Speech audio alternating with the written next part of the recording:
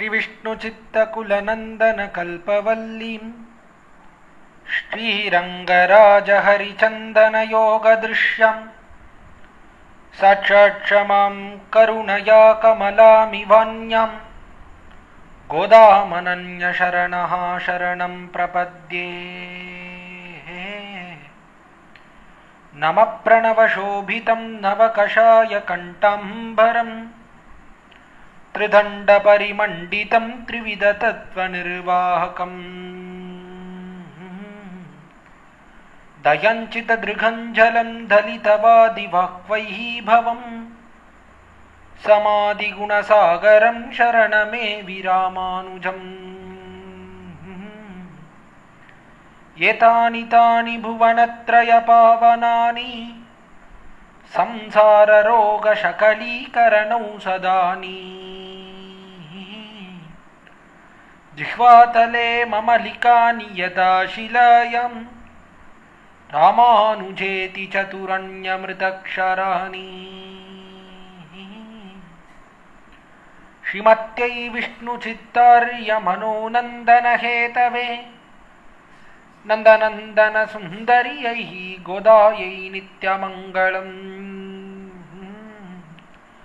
मादृशा किञ्चन त्राणबद्धकङ्कणपानये भगिन्यै यतिराजस्या गोदायै नित्यमङ्गलम्। श्रीमते रम्यजामातृमुनीन्द्राय महात्मने श्रीरङ्गवासिने भूयात् नित्यश्रीर्नित्यमङ्गलम्।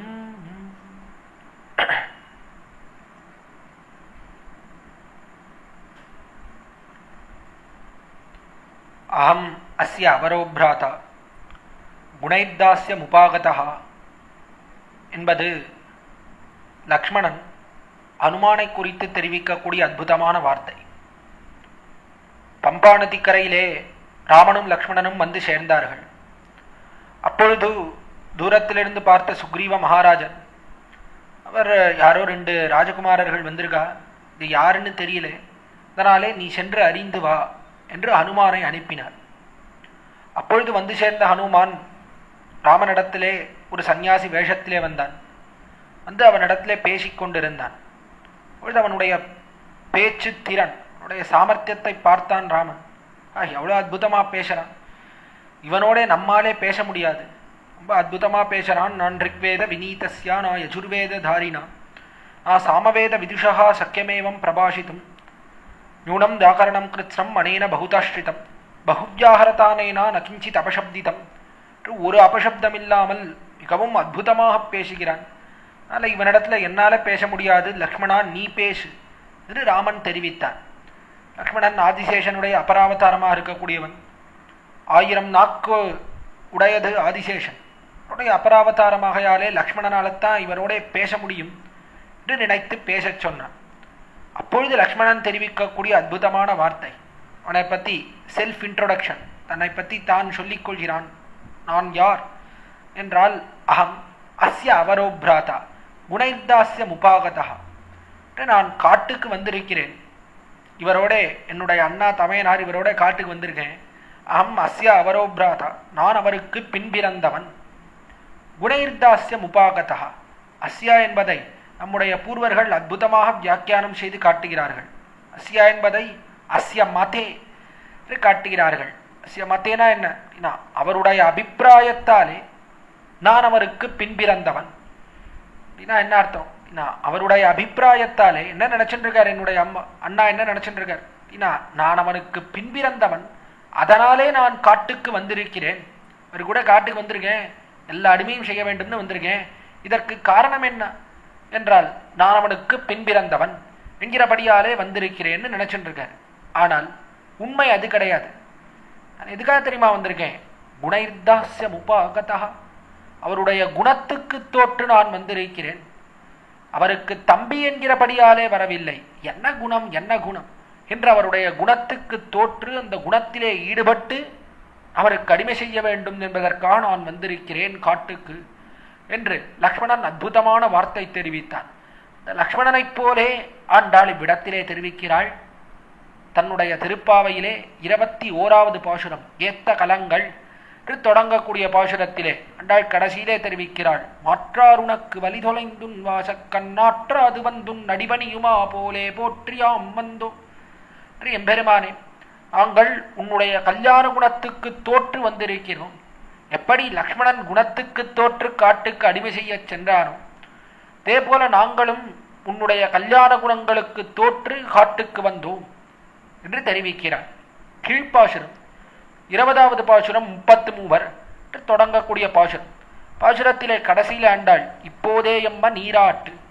கீழே 18ஆம் பாசுரத்தில் நப்பிண்ணை பிராட்டி எழுப்பினாள். பிற்பாடு 2 பாசுரங்கள் நப்பிண்ணையும் கண்ணனையும் சேர்ந்து எழுப்புகிறாள். சேர்ந்து எழுப்பினவாறே கடைசியிலே நப்பிண்ணை பிராட்டி பார்த்தால் இப்போதே எம்ம நீராட்டு, இதற்கு மேலே தரித்து கொண்டிருக்க முடியாது என்று துடித்து போய் ஆண்டாள் வார்த்தை தெரிவித்தவாறே நப்பிண்ணை எழுந்திருந்து வந்து ஆண்டாள் கோஷ்டியிலே சேர்ந்து கொண்டு நானும் உங்கள் கோஷ்டியிலே ஒருத்தி பலம்னு வந்துட்டா, நானும் உங்கள் கோஷ்டியிலே ஒருத்தியாக இருக்கக்கூடியவள்.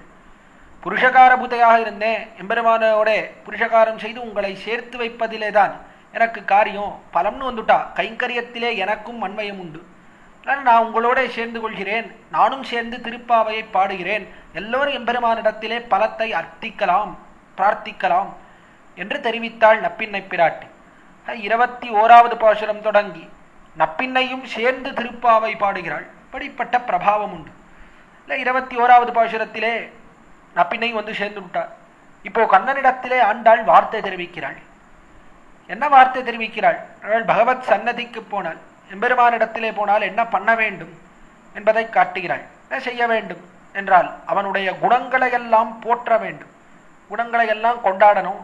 பெருமானுடைய அவனுக்கே இருக்கக்கூடிய அசாதாரணமான குணங்கள் அதையெல்லாம் தெரிவித்து அதற்கு மேலே நாம் வந்த பிரகாரத்தை அறிவிக்க வேண்டும். எப்படி வந்தோம், கீழே எப்படி இருந்தோம், எவ்வளவு குற்றங்களை எல்லாம் செய்து போந்தோம், எவ்வளவு தாழ்ந்தவர்களாக இருந்தோம், இப்பொழுது எப்படி வந்து சேர்ந்திருக்கிறோம் என்பதை எம்பெருமானிடத்திலே அறிவிக்க வேண்டும் என்பதை ஆண்டாள் காற்றிக் கொடுக்கிறாள்.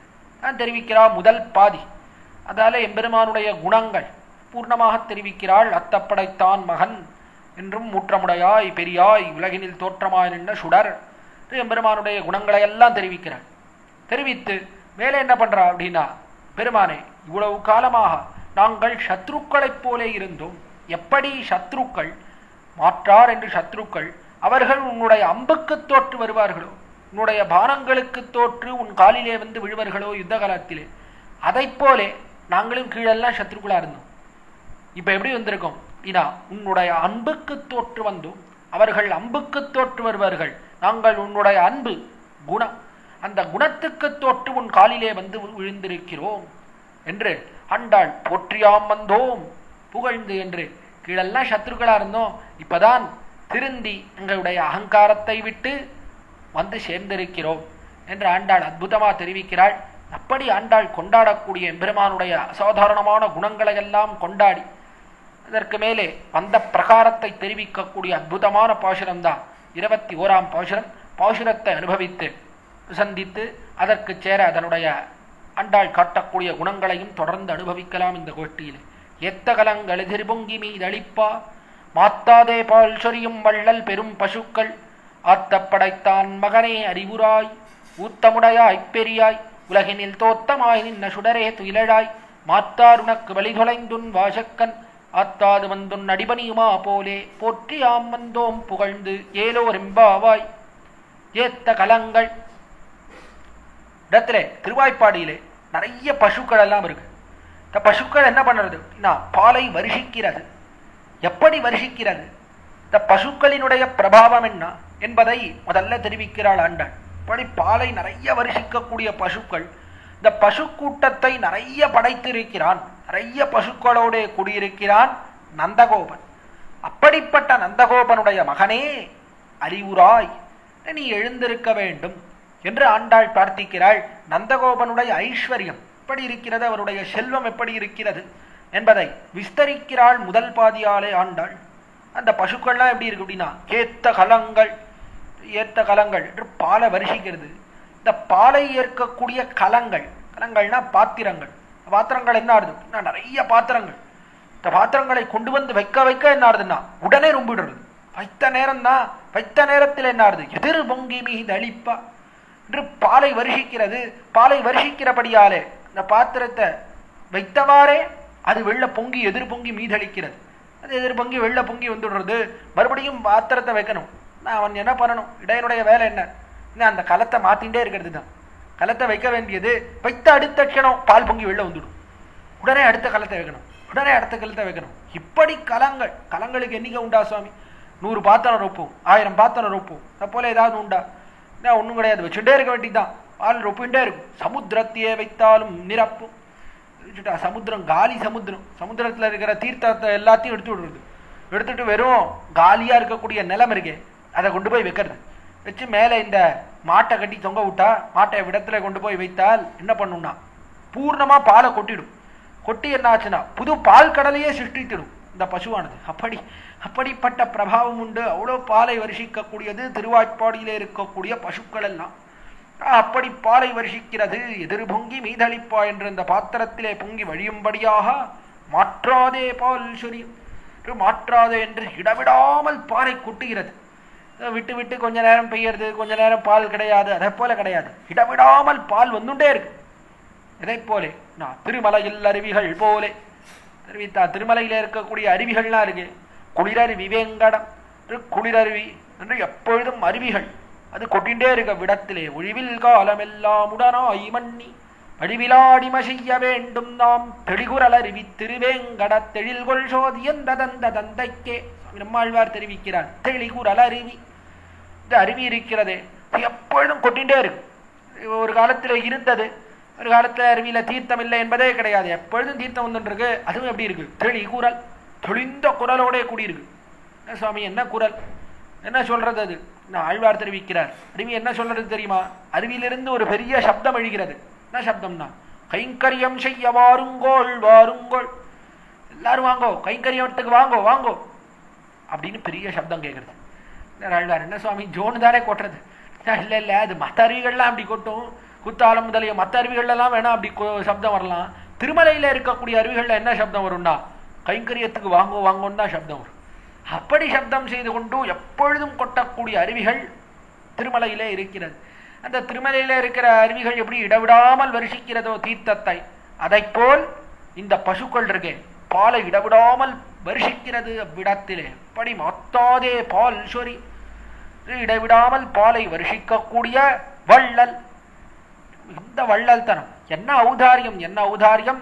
அப்படி பாலை வருஷிக்கிறது என்ன அற்புதம்! யாரை போலே, வளர்த்தவனை போலே. இந்த பாடையெல்லாம் பசுக்களை எல்லாம் மேய்த்தவன் யார்? மேய்த்து வளர்த்தவன் யார்? கண்ணன் அல்லவா? கண்ணன் தான் வளர்த்தான். அவனுடைய சுபாவமே வந்துடுத்து பசுக்களுக்கு. கண்ணன் எப்படி இருந்தான் நான் சொல்ல ஆரம்பிச்சான். கீதை அதை தேவரீர் தெரிவிக்க வேண்டும் கேட்டார். அர்ஜுனன் கேட்டான், இந்த யுத்தம் பண்ணணுமான்னு தெரியல பெருமானே, இவர்கள் பந்துக்களையா அழிப்பது, அதனாலே யுத்தம் செய்ய வேண்டாம்னு நினைக்கிறேன், நீ அர்த்தங்களை எல்லாம் சொல்ல வேண்டும், நான் உமக்கு சிஷ்யனாகிறேன் அப்படின்னு ஒரு வார்த்தை சொன்னான் அர்ஜுனன்.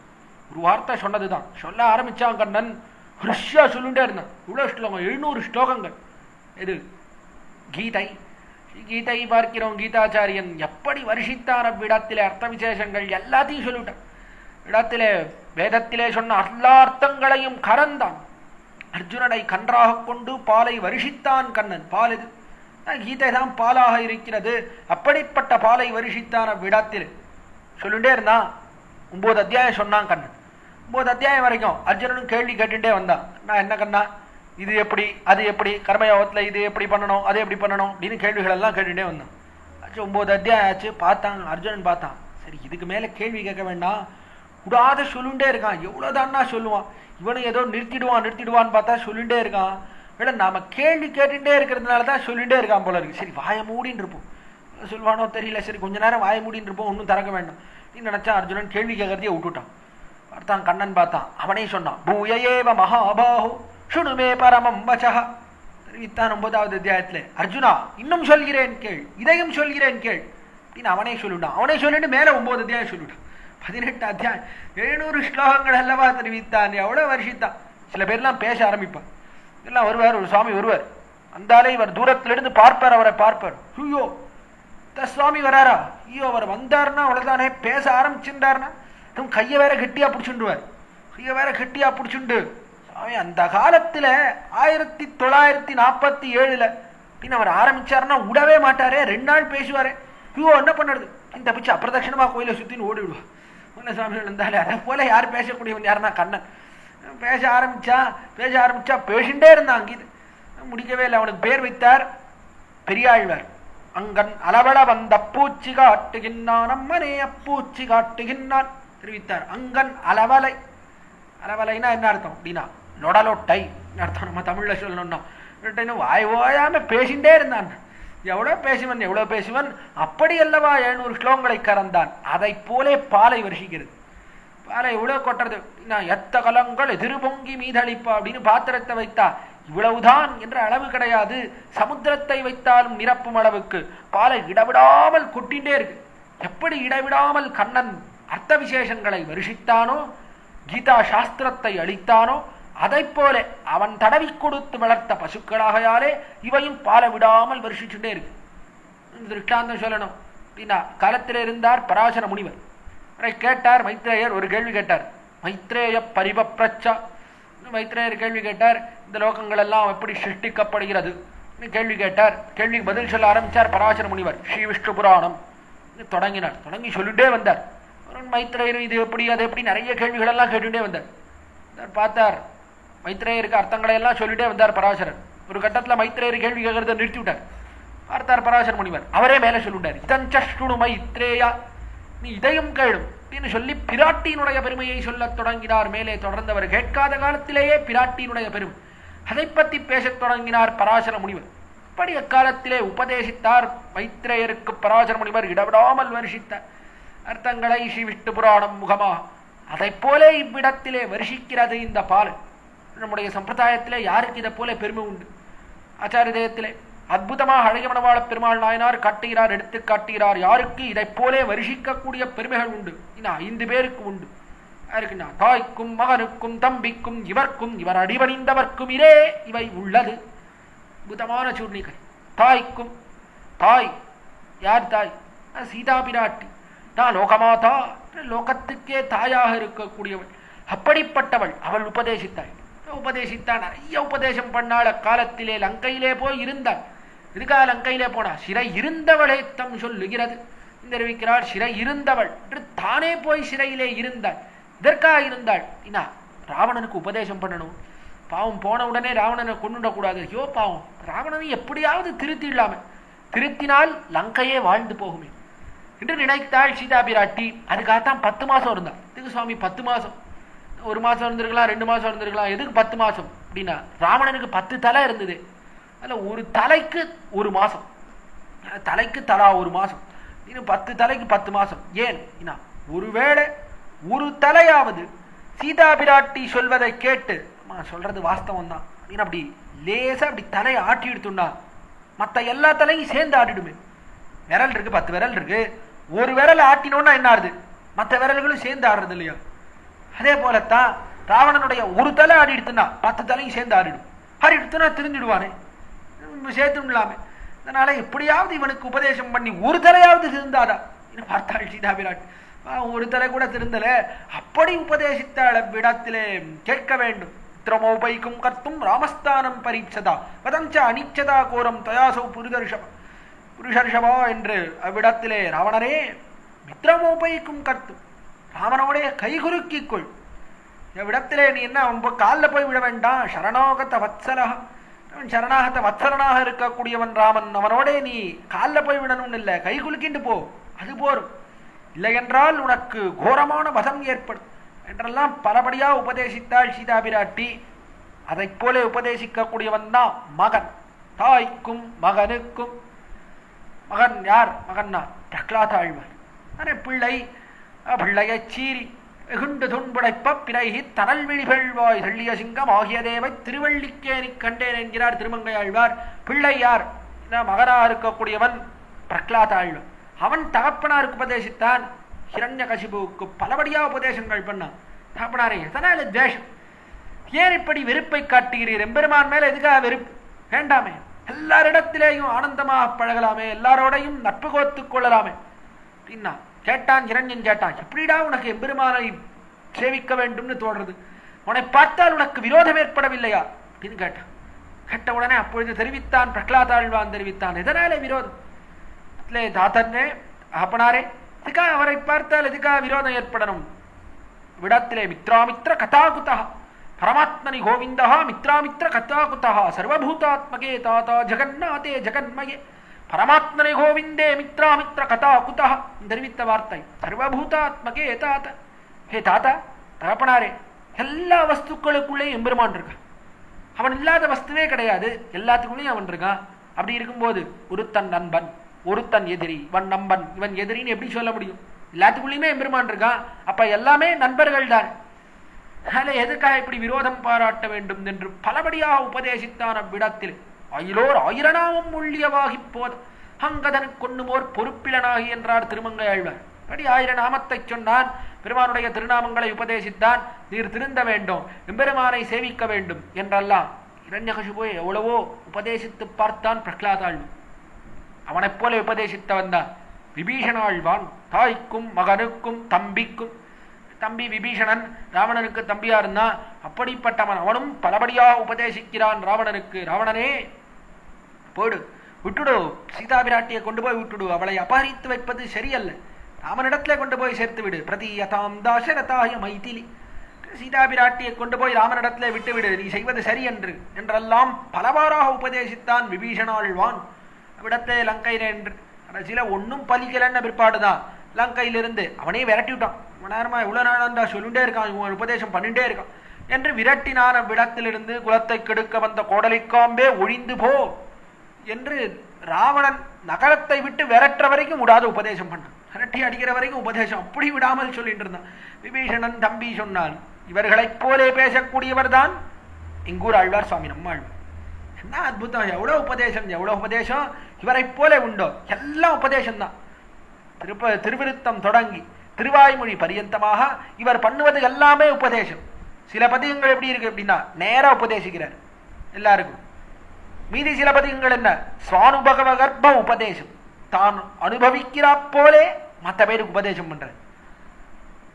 மற்றபடி இருக்கிறது அதுவும் உபதேசம் தான். உபதேச கர்ப்ப ஸ்வானுபவம், மற்ற பேருக்கு உபதேசிக்கிற பட்சத்திலே தானும் சேர்ந்து அனுபவிக்கிறார். 1000 பாசனமும் உபதேசம் தான். பூர்ணமா உபதேசிக்கிறார் சுவாமி நம்மாழ்வார். உயர்வர உயர்நலம் தொடங்கி எல்லாம் உபதேசம் தான் சொல்லிட்டே வந்தார். சொன்னால் விரோதம் இது சுவாமி நம்மாழ்வார் தெரிவித்தார். நான் இப்போ ஒரு விஷயம் சொல்ல போறேன், நான் உபதேசிக்க போறேன், ஆனால் இதை சொன்னால் விரோதம் ஏற்படும், இங்கெல்லாம் திட்டுவேள் கோச்சுவேள் அப்படின்னார் சுவாமி நம்மாழ்வார். எதிர இருக்கவா சொன்னா வாய மூடின்னு இருக்க வேண்டியதானே ஆழ்வி, எதுக்கு சொல்றீர்? நான் சொன்னா விரோதம் ஏற்படும் தெரியறது இல்லையோ, சொன்னா நாங்க கேட்க மாட்டோம், விரோதம் ஏற்படுதுன்னு தெரியுது, அப்புறம் எதுக்கு சொல்றீர்? ஒன்னும் சொல்ல வேண்டாம் வாய மூடின்றும் அப்படின்னா எதிர இருக்கிறவா அவர் சொன்னார், ஆகிரும் சொல்லுவன் கேன்மீனோ, பரவாயில்ல இருந்தாலும் சொல்லுவேன், விரோதம் வந்தாலும் சொல்லுவேன், ஒரு காலத்திலேயும் சொல்லாமல் இருக்க மாட்டேன், என் நாவில் கவியான் ஒருவர்க்கும் கொடுக்கிலே தென்னாதனாவென்ன வண்டு முரல் திருவேங்கடத்து என்று எம்பெருமானைத் தவிர வேறு யாரையும் பாடக்கூடாது என்று அவ்விடத்திலே உபதேசிக்கிறார். கவிகளுக்கு உபதேசிக்கிறார். மன்னாமணிசரை பாடிப்படைக்கும் பெரும் பொருள் என்று இந்த ஐஸ்வர்யம் எல்லாம் தியாஜ்யம் உபதேசிக்கிறார். குருநாயகம் என்ற பதிகத்தில் ஐஸ்வர்ய கைவங்கல்யங்கள் தியாஜ்யம் உபதேசிக்கிறார். வீடுமின் முத்தமும் வீடு செய்து என்ற அகங்கார மமகாரங்களை விடுங்கோள் என்று உபதேசிக்கிறார். எம்பெருமான் திருவடியை பற்றுங்கோன் உபதேசிக்கிறார்.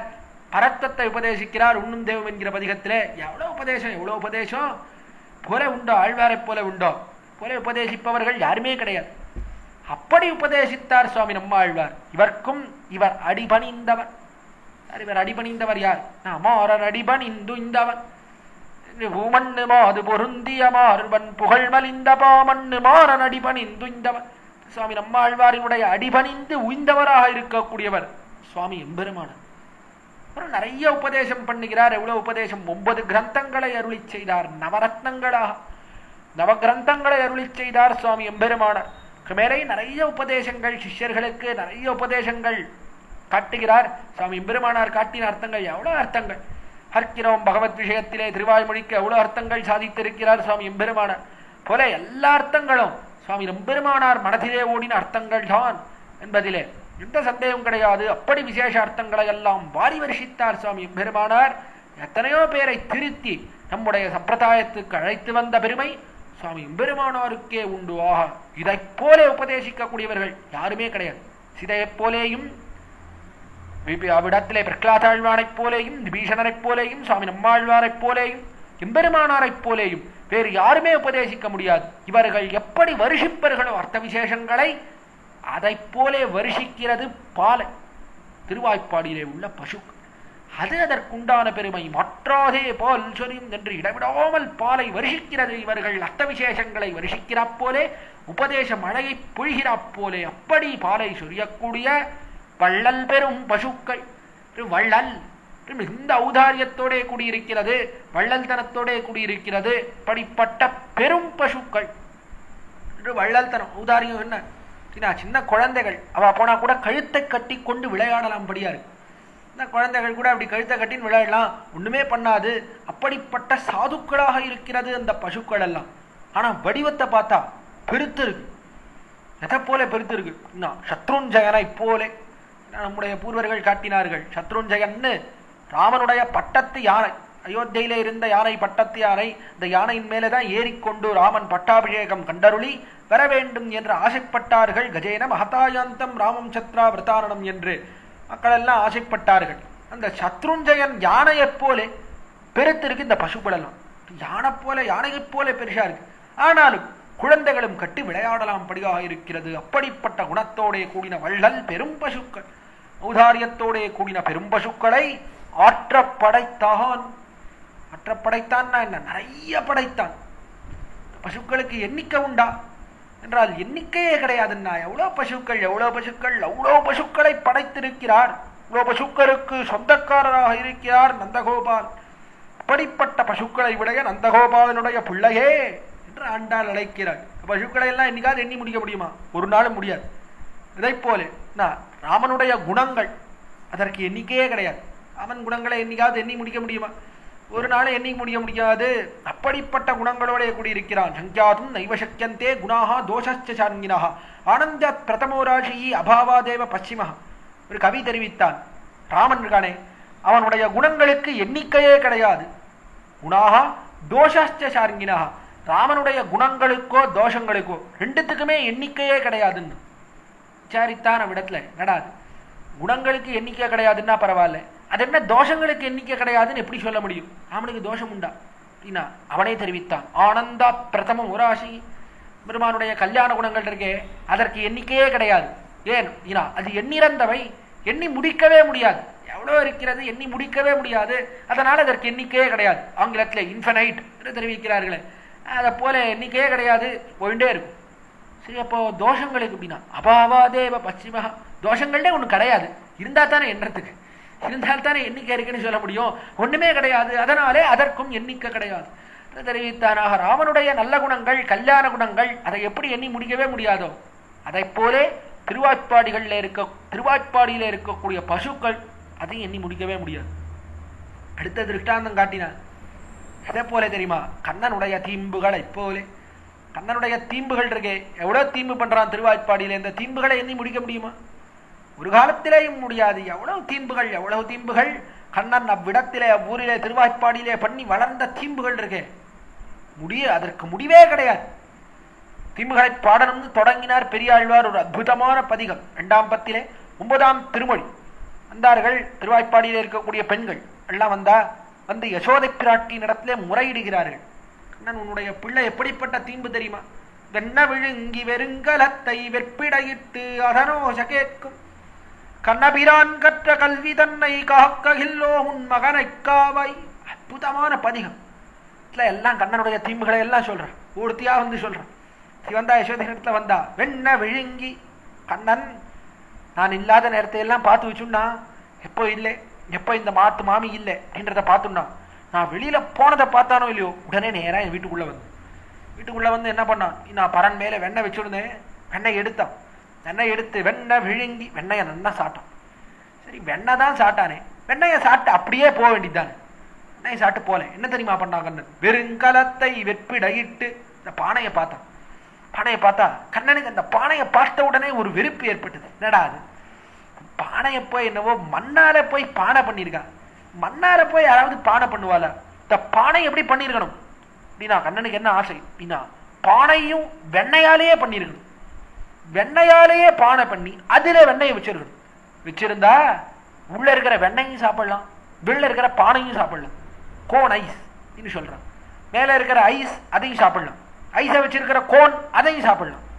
அதை போல வெண்ணெய் இருக்க வெண்ணையும் சாப்பிடணும், வெண்ணையை வைத்திருக்கிற பாத்திரம் அதையும் சாப்பிடணும் இருக்கணும். அதை விட்டுட்டு மண் பாத்திரம் சும்மா அது ஒன்றும் பிரயோஜனம் இல்லைன்னா என்ன பிரயோஜனம் பார்த்தான் கண்ணன் யோசிச்சான். இப்ப சாம ஒண்ணு பண்ணுவோம், திருவாய்ப்பாடியில இருக்கிற மண் பாத்திரம் இருக்கு எல்லாத்தையும் உடைச்சுள்ளும். திருவாய்ப்பாடியில ஒரு மண் பாத்திரம் கூட இருக்கக்கூடாது, எல்லா மண் பாத்திரத்தையும் உடைச்சுட்டா கடைசியில என்ன பண்ணுவா, வைக்கிறதுக்கு பாத்திரம் இல்லை. சரி வெண்ணையிலேயே வச்சுடுவோம், வெண்ணையிலேயே வைப்பா. இன்னைக்கு கண்ணனுக்கு ஒரு ஆசை, அப்படி அவன் நினைத்தான். அதனால வெண்ணையிலேயே வைப்பா. ஆனால் பாத்திரத்தை உடைப்போம்னு நினைச்சான். அதனால என்ன பண்ணான், வெறுங்கலத்தை வெற்பிடகிட்டு வெண்ணையை சாட்டத்தோட போக வேண்டியதானே, இந்த பாத்திரத்தை வேற உடைச்சிட்டு போறான். பாத்திரத்தை போட்டான், டமால்னு போட்டு உடைச்சான். உடைச்சதாவது பரவாயில்லண்ணா, அதுக்கு மேல என்னன்னா அதனோ கேட்கும், அதனுடைய ஓசையை வேற கேட்டானா. என்னன்னா உடையிறது, என்னன்னா உடையிறது, கண்ட ஜாதி திரிபுட தாளத்துல உடையிறதுன்னு உடையிறது.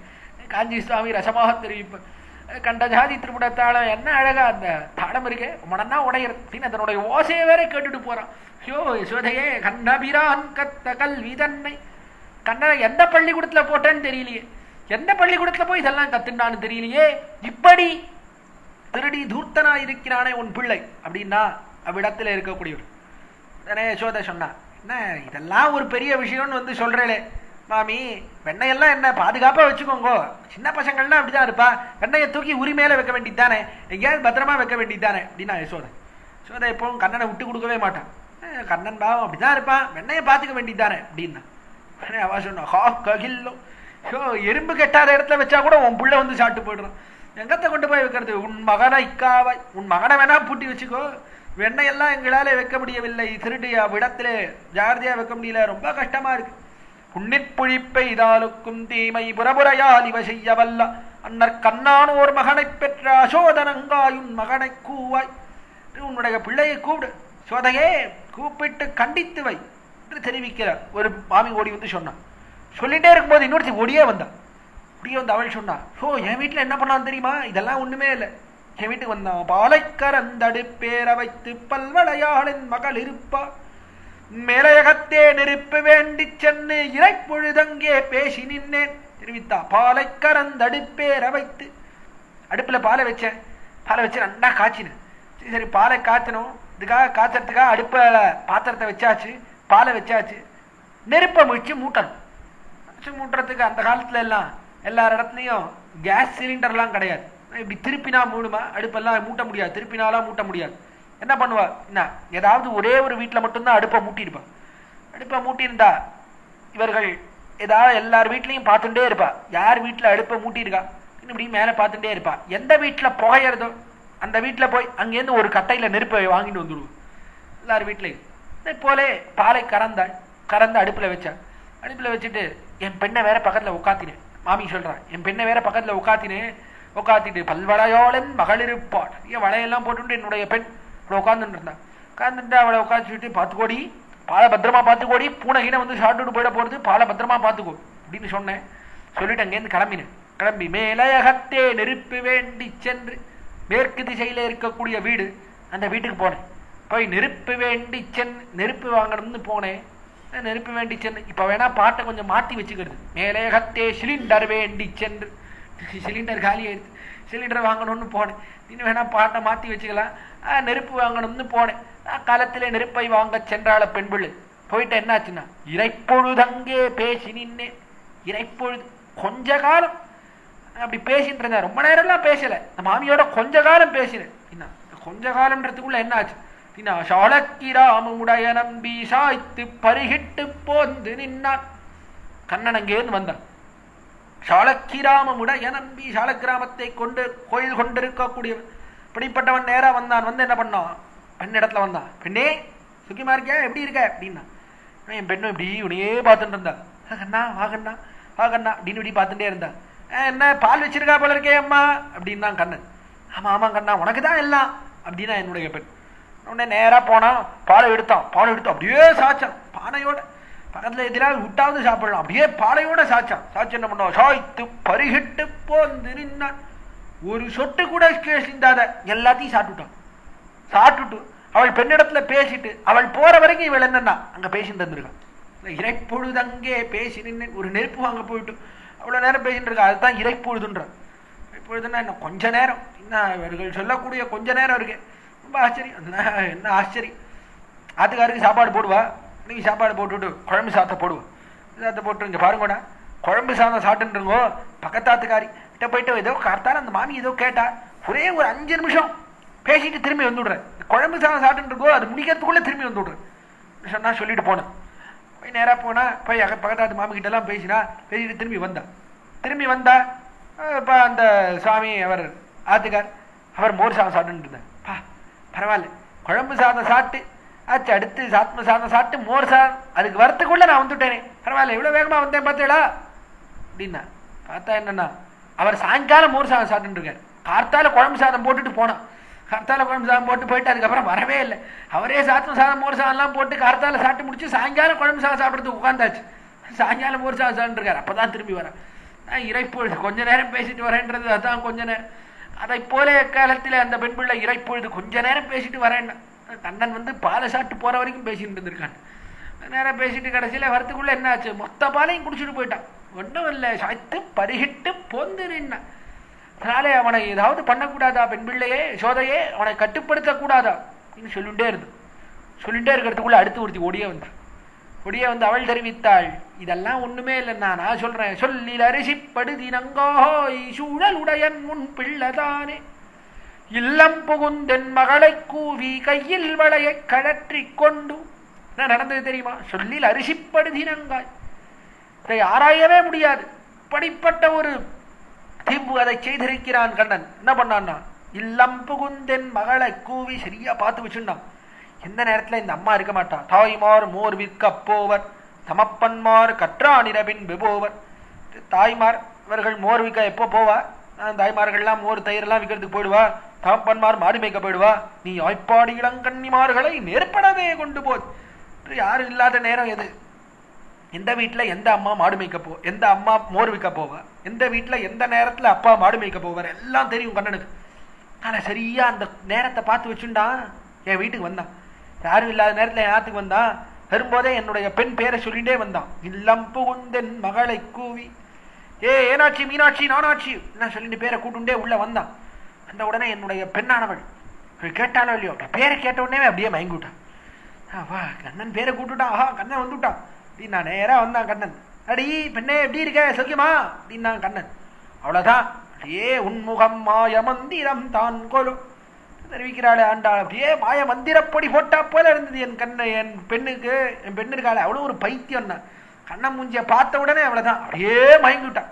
மயங்கி போய் அப்படியே பித்து பிடிச்சா போல. வா கண்ணா இல்லையா, என்ன வேணும் கண்ணா, எப்படி இருக்க கண்ணா? நான் சௌக்கியமா இருக்கேன் கண்ணா, நீ எப்படி இருக்க அப்படின்ன உடனே கண்ணன் கேட்டான், நான் என்னதான் இருக்கேன், என்ன கையெல்லாம் நிறைய வளையெல்லாம் போட்டு இருக்கேன், அம்மா நிறைய வளையெல்லாம் போட்டிருக்கா போல இருக்கே அப்படின்னா கண்ணன். உடனே அந்த பெண் சொன்னா, ஆமா கண்ணா எல்லாம் வளையெல்லாம் போட்டிருக்கா அம்மா, என்ன வேணும் அப்படின்னா பெண் பிள்ளை. உடனே தெரிவித்தாள், வளையெல்லாம் கொடுக்குறியா அப்படின்னா கண்ணன். உடனே அவள் சொன்னா, நீ கேட்டா என் உயிரே கொடுப்பேனே கண்ணா அப்படின்னா என்னுடைய பெண் பிள்ளை. கண்ணன் சொன்னா, உன் உயிரெல்லாம் வேண்டாம், உன் உயிரை வச்சு நான் என்ன பண்ணுறது, வெள்ளி வளையை மட்டும் கழட்டி கொடு அப்படின்னா கையில் வளையை கழற்றி கொண்டு கையில் இருக்கிற வளையெல்லாம் கழட்டிண்டு சரி முன்பக்கம் வழியா வெளில போலாம், சரிடி வரேன் போயிட்டு வரேன் அப்படின்னு சொல்லிட்டு வாசலுக்கு வந்தான். வாசல்ல வந்தா அவ்விடத்துல வாசல்ல பார்த்தான். சரி வாசல்ல போனோம்னா அம்மா வருவாளோ என்னவோ, அவள் வாசல்ல அம்மா வர நேரம் ஆயிடுச்சு அப்படின்னு வாசல்ல போய் எட்டி பார்த்தா நான் வேற வந்துட்டேன், நான் வந்துட்டு இருந்தேன்.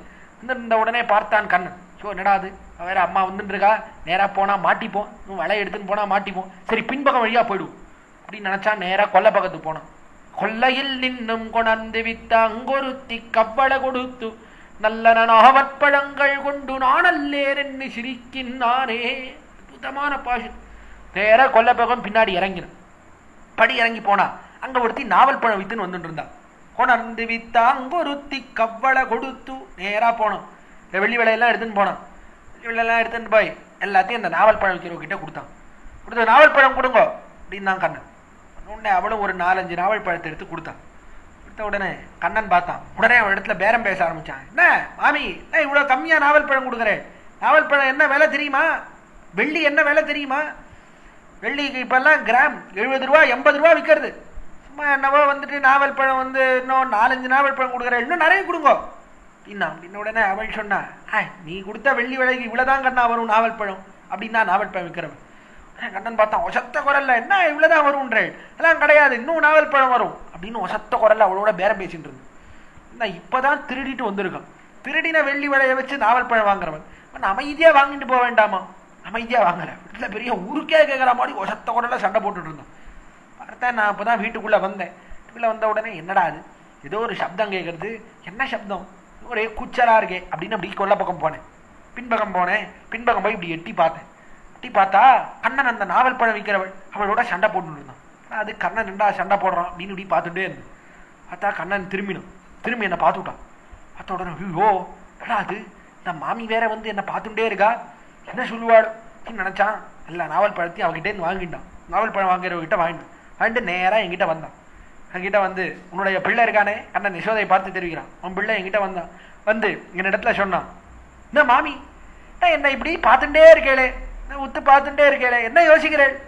ஒருவேளை நீங்க இல்லாத நேரத்துல நான் உங்க வீட்டுக்கு வந்தேன்னு பாக்குறீங்களா, இல்ல உன் பெண்ணை பேர் சொல்லி கூட்டேன்னு பாக்குறீங்களா, இல்ல அவ இடத்துல வந்து நன்னா பேசி ஆனந்தமா பேசி அவ கையில இருக்கிற வெள்ளி விலையெல்லாம் கழட்டிட்டேன்னு பாக்குறீங்களா, அந்த வெள்ளி விலையத்தான் கொடுத்து இவ்விடத்துல நாவற்பழம் வாங்கிட்டு இருக்கேன்னு பாக்குறீங்களா? ஒன்னும் இல்லை அப்படின்னு சொல்லிட்டு அவன் வேற சிரித்தான். நல்ல நாவல் பழங்கள் கொண்டு நான் அல்லேன் என்று சிரிக்கின்றானே. எல்லாத்தையும் சொல்லிட்டு என்ன பண்ணானா கடைசியில வந்தான் என்கிட்ட. எனக்கு ஒண்ணுமே தெரிஞ்சிருக்காதுங்க. நாவல் பழம் வாங்கினானா, எத்த வச்சு வாங்கினா ஒன்னும் தெரியாது. ஏதோ பாவம் ஏதோ நாவல் பழம் வாங்கிட்டு இருக்கான், அவனுக்கும் அந்த நாவல் பழம் விற்கிறவளுக்கும் எந்த சண்டையோ அப்படின்னு நான் பார்த்துட்டு போயிருப்பேன். அவனே வந்தான் என்கிட்ட வந்து நடந்த எல்லாத்தையும் சொன்னான். சொல்லிட்டு இதை நான் பண்ணவே இல்லை அப்படின்னு சொல்லிட்டு வேற சிரிச்சுட்டு போறான். நான் என்ன சரி தப்பால சொல்லிட்டு போனான். யாராவது நம்பாமல் இருப்பார்களோ, இதை போல இதை பண்ணினவன் வேற யாரும் யாராவது நினைப்பார்களோ, இப்படி வந்து சிரிக்கிறானே நானல்லேர் என்ன சிரிக்கின்றான் என்று ஆச்சரியப்படுகிறார். இப்படி அல்லவா தீம்புகள், என்னவோ 2 தீம்பு 3 தீம்பு இதை போல எவ்வளவு தீம்பு, எல்லா தீம்புகளையும் பண்ணிட்டான். இவ்வளத்துல அற்புதமா தெரிவித்தார் பெரிய ஆழ்வார். எல்லா தீம்பையும் பண்ணிட்டு இப்ப எங்க இருக்கான் அந்த எம்பெருமான்? என்ன ஓசப்படாம போய் படுத்துட்டு இருக்கான். எல்லா தீம்பையும் பண்ணிட்டு என்ன பண்ணான், குழந்தைகள்லாம் இருக்கும், குழந்தைகள்லாம் என்ன பண்ணும், எல்லா இடத்துலையும் போகும், இப்போ எல்லா தீம்பையும் பண்ணும். அதை விட்டுறது தீம்பு பண்ணிட்டே இருக்கும். சில குழந்தைகள்லாம் சேட்டை அடக்க முடியாது, அங்க இங்கேயும் ஓடிட்டே இருக்கும். அப்பா ஒருவர் திடீர்னு ஒரு நாள் வந்தார் ஆத்துக்கு. அந்த குழந்தை சத்தத்தையே காணும். ஏடா அது நம்ம குழந்தை எப்போ பார்த்தாலும் ஓடிட்டே இருக்குமே, இன்னைக்கு என்ன அமைதியா இருக்கு இப்படி எட்டி பார்த்தா பெட்ரூம்ல அமைதியா படுத்துட்டு இருக்கு குழந்தை. நேரா ஆத்துக்காரிக்கிட்ட கேட்டுட்டே போறாரு, என்னடி நம்ம குழந்தை இன்னைக்கு என்ன ரொம்ப அமைதியா இருக்கு, எத்த போட்டு உருட்டிட்டு இன்னைக்கு எத்த உருட்டிட்டு ஏதோ பெருசா உருட்டி இருக்கான் போல இருக்கே, அமைதியா படுத்துட்டு இருக்கானே. ஆமா ஆமாண்டா டிவியை போட்டு உடச்சுட்டான், டிவியை உருட்டிட்டான், அதான் அமைதியா படுத்துட்டு இருக்கான். என்ன கத்துவாரோ அப்பா வந்தா என்ன கத்துவாரோன்னு படுத்துட்டு இருக்கான். ஐயோ டிவி போச்சா அப்படின்னு கத்துவது என்பது உண்டு. அதை போல பெரிய தீம்புகள் எல்லாம் பண்ணா என்ன பண்ணும் குழந்தைன்னா அப்படியே அமைதியா போய் படுத்துட்டு. அதை போல எம்பெருமான் என்ன பண்ணான்னா எல்லா தீமையும் பண்ணான். தீமையும் பண்ணிட்டு கடைசியில என்ன பண்ணான்னா நேரா போனான், போய் திருவரங்கத்துல போய் படுத்துட்டான். ஸ்ரீரங்கத்திலே படுத்துக் கொண்டிருக்கிறான், இப்பொழுது இவ்விடத்திலே தான் இருக்கிறான் என்று அற்புதமா தெரிவிக்கிறார். வண்டுகளில் திரைக்கும் பொழில் சூழ் வருபுணல் காவிரி தென்னரங்கன் பண்டவன் செய்த கிரீட எல்லாம் பட்டர்பிரான் விட்டுசித்தன் பார் என்று வண்டுகளில் திரைக்கும் பொழில் சூழ் என்று வருபுணல் காவிரி தென்னரங்கன் இருக்கிறானே, காவிரியிலே சயனித்துக் கொண்டிருக்கக்கூடிய அரங்கன் அவன் பண்டு அவன் செய்த கிரீட எல்லா சேட்டிதங்கள் என்னன்னா அன்னைக்கு அவன் பண்ணது, வேற யாரும் இல்லை. இப்ப படுத்துட்டு இருக்கானே திருவரங்கராஜன், இவன் தான் எல்லா சேட்டையும் பண்ண அத்தனை தீம்புகளும் இவன் பண்ணது தெரிவிக்கிறார். விடத்துல அற்புதமான வைபவம் திருவரங்கத்துல திரு அத்தியன உற்சவம், அற்புதமான உற்சவம் இப்பொழுது நடந்து வருகிறது. விடத்திலே பகல் 10 உற்சவம் நடந்து வருகிறது. அப்படிப்பட்ட உற்சவத்திலே பகல் 10 உற்சவத்திலே முதல் திருநாள் அன்றைய தினம் இடத்துல பெரியாழ்வார் திருமொழி அதை தொடங்குவார்கள் அரையர் சுவாமிகள். இடத்துல அரையர் சுவாமிகள் தான் பாசுரத்தை சேவிப்பார்கள். அற்புதமா தாளமும் கையுமாக நின்று கொண்டு ஒரே குரலோடு அரையர் சுவாமிகள் இடத்துல நின்று சேவிப்பார்கள். அதுல முதல் திருநாள் அன்றைய தினம் திருப்பல்லாண்டு தொடங்கி பெரியாழ்வார் திருமொழியிலே 2 10 சேவிகள். இதுவா எல்லா திவதேசங்கள்லையும் அன்றைய தினம் பெரியாழ்வார் திருமொழியிலே 200 பாட்டு சேவிச்சுடுவோம். ஆனால் திருவரங்கத்துல மட்டும் அன்றைய தினம் 2 10 பூர்ணமா சேவிக்க மாட்டோம். 200 பாட்டு பூர்ணமா கிடையாது. முதல் 10 பூர்ணமா சேவிச்சு 2ஆம் 10 இந்த 9வது திருமொழி இருக்கிறது, அதாவது வெண்ண விழுங்கி தொடங்கக்கூடிய திருமொழி. இதோட முடிச்சுடுவார்.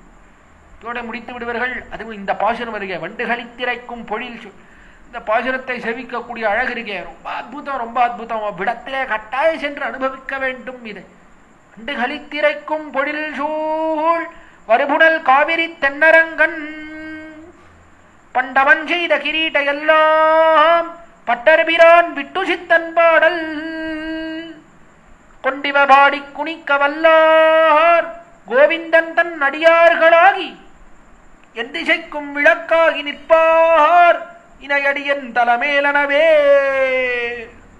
சேவித்து அற்புதமாக முடிப்பார்கள். அவ்விடத்தில் வண்டுகளித்திரைக்கும் பொழில் சூழ் வருகுடல் காவிரி தென்னரங் அந்த ரங்கனை பார்த்து கொண்டே பாடுவார்கள்.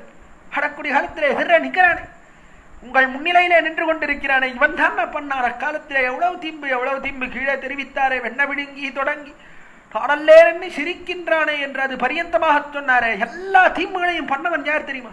எதிரில் நிற்கிறானே, பேசாம அப்படியே நின்றுருக்கானே, அவன் தான் பண்டு அவன் செய்த கிரீட்டையல், எல்லா கிரீட்டையும் அவன் செய்தது. இவ்விடத்திலே நிற்கக்கூடிய திருவரங்கராஜன் செய்தது. இப்படிப்பட்ட தீம்புகள் அப்படின்னு சொன்னார். சொல்லு அவ்விடத்தில் அரையர் சுவாமி பாடுகிறார்கள். பாசுரத்தை பாடினவாறு என்ன ஏற்படுனா ஏன் மனதெல்லாம் உருங்கி போய் அதற்கு மேலே அவர்களால் அடுத்த பாசுரம் பாடவே முடியாது. என்ன அற்புதம், என்ன அற்புதம்! எப்படி எல்லா தீம்புகளையும் செய்து இவ்விடத்திலே அப்படியே நிற்கிறான், அமைதியாக நிற்கிறான் என்ற அந்த குணத்தை நினைத்தவாறே அதற்கு மேலே அடுத்த பாசுரத்தை அவர்களாலே பாட முடியாது. அதே போல திருவரங்கராஜன் இருக்கானே, அவனாலே அடுத்த பாசுரத்தை கேட்க முடியாது, அப்படியே உருகிப்படும். என்ன அற்புதம், என்ன அற்புதம் என்று அதிலே உருகிப்போய் நிற்கக்கூடிய திருவரங்கராஜன் அதனாலேயும் அதற்கு மேலே அடுத்த பாசுரத்தை கேட்க முடியாது. அதனால என்ன பண்ணுவார்கள், அதோட முடிச்சுடுவார். ஏன் தலைமையரணவே என்று அதோட முடிப்பார்கள். அவ்விடத்தில் அரையர் சுவாமிகள் அடுத்த திறந்தாம் ஆற்றிலிருந்துன்னு தொடங்கி அடுத்த பதிகத்தை சேவிப்பார்கள். அவ்விடத்தில் அற்புதமாக இன்றளவும் நாம் சேவிக்கிறோம். அப்படி அல்லவா தீம்புகள் பண்ணான், ஒன்றா இரண்டா கண்ணனுடைய தீம்புகள் அதற்கு எண்ணிக்கை உண்டாய எவ்வளவு தீம்பு. அந்த தீம்புகளை எண்ணி முடிக்கவே முடியாது. எப்படி கண்ணன் தீம்புகள் அதை எண்ணி முடிக்கவே முடியாதோ அதை போலத்தான் திருவாய்ப்பாடியிலே பசுக்கள் ஆற்ற படைத்தான் மகனே தெரிவிக்கிறாரே. ஆற்ற படைத்தான், நிறைய படைத்தான். அத்தாதே பால் சொரியும் வள்ளல் பெரும் பசுக்களை ஆத்த படைத்தான். பெரிய பசுக்கள், அந்த பசுக்களை ஆத்த படைத்தான் நிறைய படைத்திருக்கிறார் நந்தகோபன். பசுக்களை எண்ணி முடிக்க முடியுமாண்டா? ஒரு நாளை எண்ணிக்க முடிக்க முடியாது.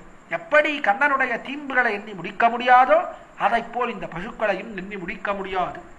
அப்படி பசுக்களை நிறைய படைத்த நந்தகோபனுடைய மகனே, அவருடைய மகனே அன்னபிரானே அறிவுராய் அத்தப்படைத்தார் மகனே, நீர் எழுந்திருக்க வேண்டும் கண்ணா, நீ அறிவுற வேண்டும், எழுந்திருக்க வேண்டும் பிரார்த்திக்கிறார். விடத்தில இந்த பாசுரத்துக்கு இன்னொரு விதமாகவும் அர்த்தம் காட்டுகிறார்கள் நம்முடைய பூர்வர்கள். எத்த கலங்கள் எதிர்பொங்கி மீதளிப்ப மாத்தாதே பால்சரியும் வள்ளல் பெரும்பசுக்கள் ஆத்தப்படைத்தான் என்பதை நம்முடைய ஆச்சாரியர்கள் பரமாகவும் அர்த்தம் கொள்ளலாம். எத்த கலங்கள் எதிர்பொங்கி மீதளிப்பா, எத்த களங்கள் ஏற்கிறார்கள். யார் கலங்கள்? சத்பாத்திரங்களாக இருக்கக்கூடியவர்கள் யார்னா சிஷ்யர்கள். சிஷ்யர்கள் என்ன பண்றா, ஆச்சாரியன் சொல்வதை தங்கள் மனதிலே ஏற்கிறார்கள், கொள்கலமாக இருக்கிறார்கள். ஆச்சாரியர்கள் அருளி செய்யக்கூடிய அர்த்தங்களை எல்லாம் தங்கள் மனதிலே தேக்கிக் கொள்கிறார்கள். தேக்கிக் கொண்டு என்ன பண்றானா, ஏத்த கலங்கள் எதிர்பொங்கி மீதளிப்பா, என்ன பண்றா, ஆச்சாரியன் சொல்றதை எல்லாம் கேட்டுக்கிறான். கேட்டுண்டு சொல்லக்கூடிய காலத்திலே ஆச்சாரியனை காட்டிலும் ஒருபடி மேலே அருளி செய்கிறார். ஆச்சாரியன் சொல்றதை காட்டிலும் ஒருபடி மேலே சொல்றாரு. என்ன அற்புதம் என்று கேட்கிறா போல இருக்கிறார் என்று அவ்விடத்திலே பார்க்கிறோம்னா குரு பரம்பரையில பார்த்தா என்ன அற்புதம். ஆச்சாரியர்கள் சொல்வதை காட்டிலும் ஆச்சாரியர்களை காட்டிலும் சிஷ்யன் ஒருபடி மேலே இருக்கிறார். ஆச்சாரியர்கள் அப்படி உபதேசம் செய்கிறார்கள், பாலை போலே சொருகிறார்கள், அர்த்தங்களை வருஷிக்கிறார். கொள்ளக்கூடிய கொள்கலமான சிஷ்யனானவன் எல்லாத்தையும் மனசுல தரிச்சுக்கிறான். தரித்து கொண்டு அதை வெளியிலே சொல்லக்கூடிய காலத்தில் ஒருபடி ஆச்சாரியனை காட்டிலும் மேலே உபதேசிக்கிறார். பார்க்கிறோம், பார்த்தா நம்மாழ்வார் இருந்தார், எப்படி உபதேசிக்கிறார், அற்புதமா உபதேசித்தார் சுவாமி நம்மாழ்வார். நாதமுனிகள் வந்தார், என்ன பண்ணார், எல்லாத்தையும் கேட்டார்.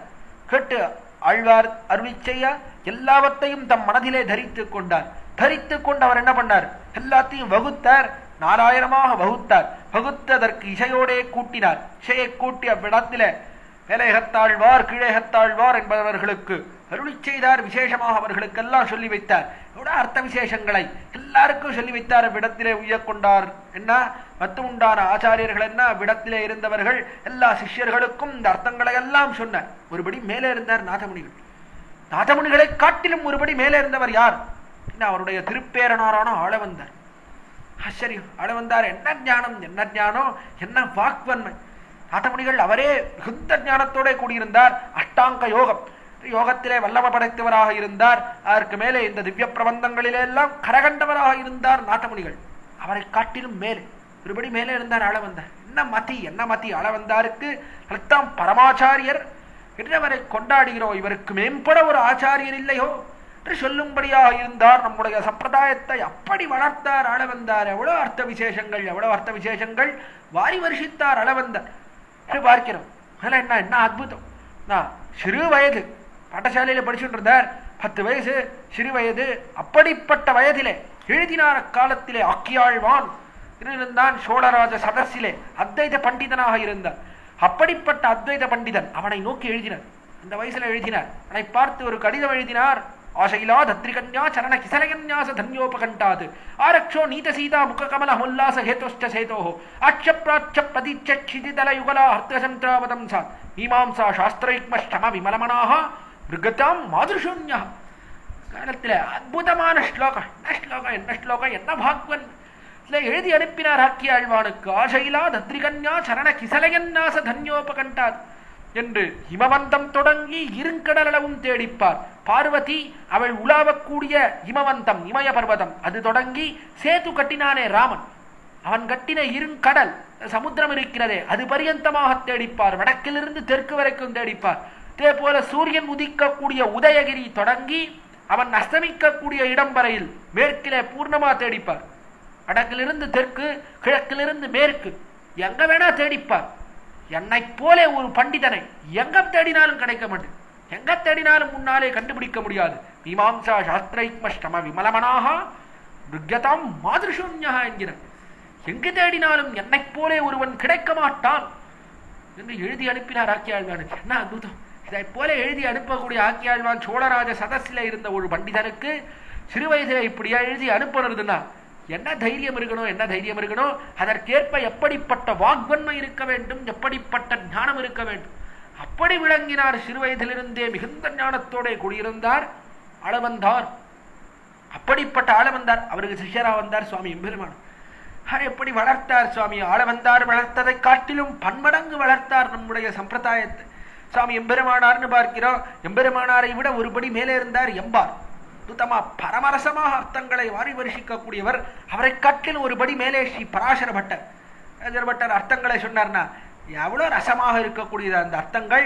அதுவும் பிரத்யுத்பன்ன மதி, ஸ்பான்டேனியஸ் ஆங்கிலத்தில் தெரிவிக்கிறோமே, இந்த நிமிஷத்திலே பதில் சொல்லக்கூடிய சாமர்த்தியம் இருக்கே பராசர பட்டருக்கு போல வேற யாருக்குமே கிடையாதுன்னு சொல்ல வேண்டும். பரமரசிகராக இருக்கக்கூடியவர் பராசர பட்டர். அப்படி அர்த்த விசேஷங்களை வாரி வருஷித்தார்.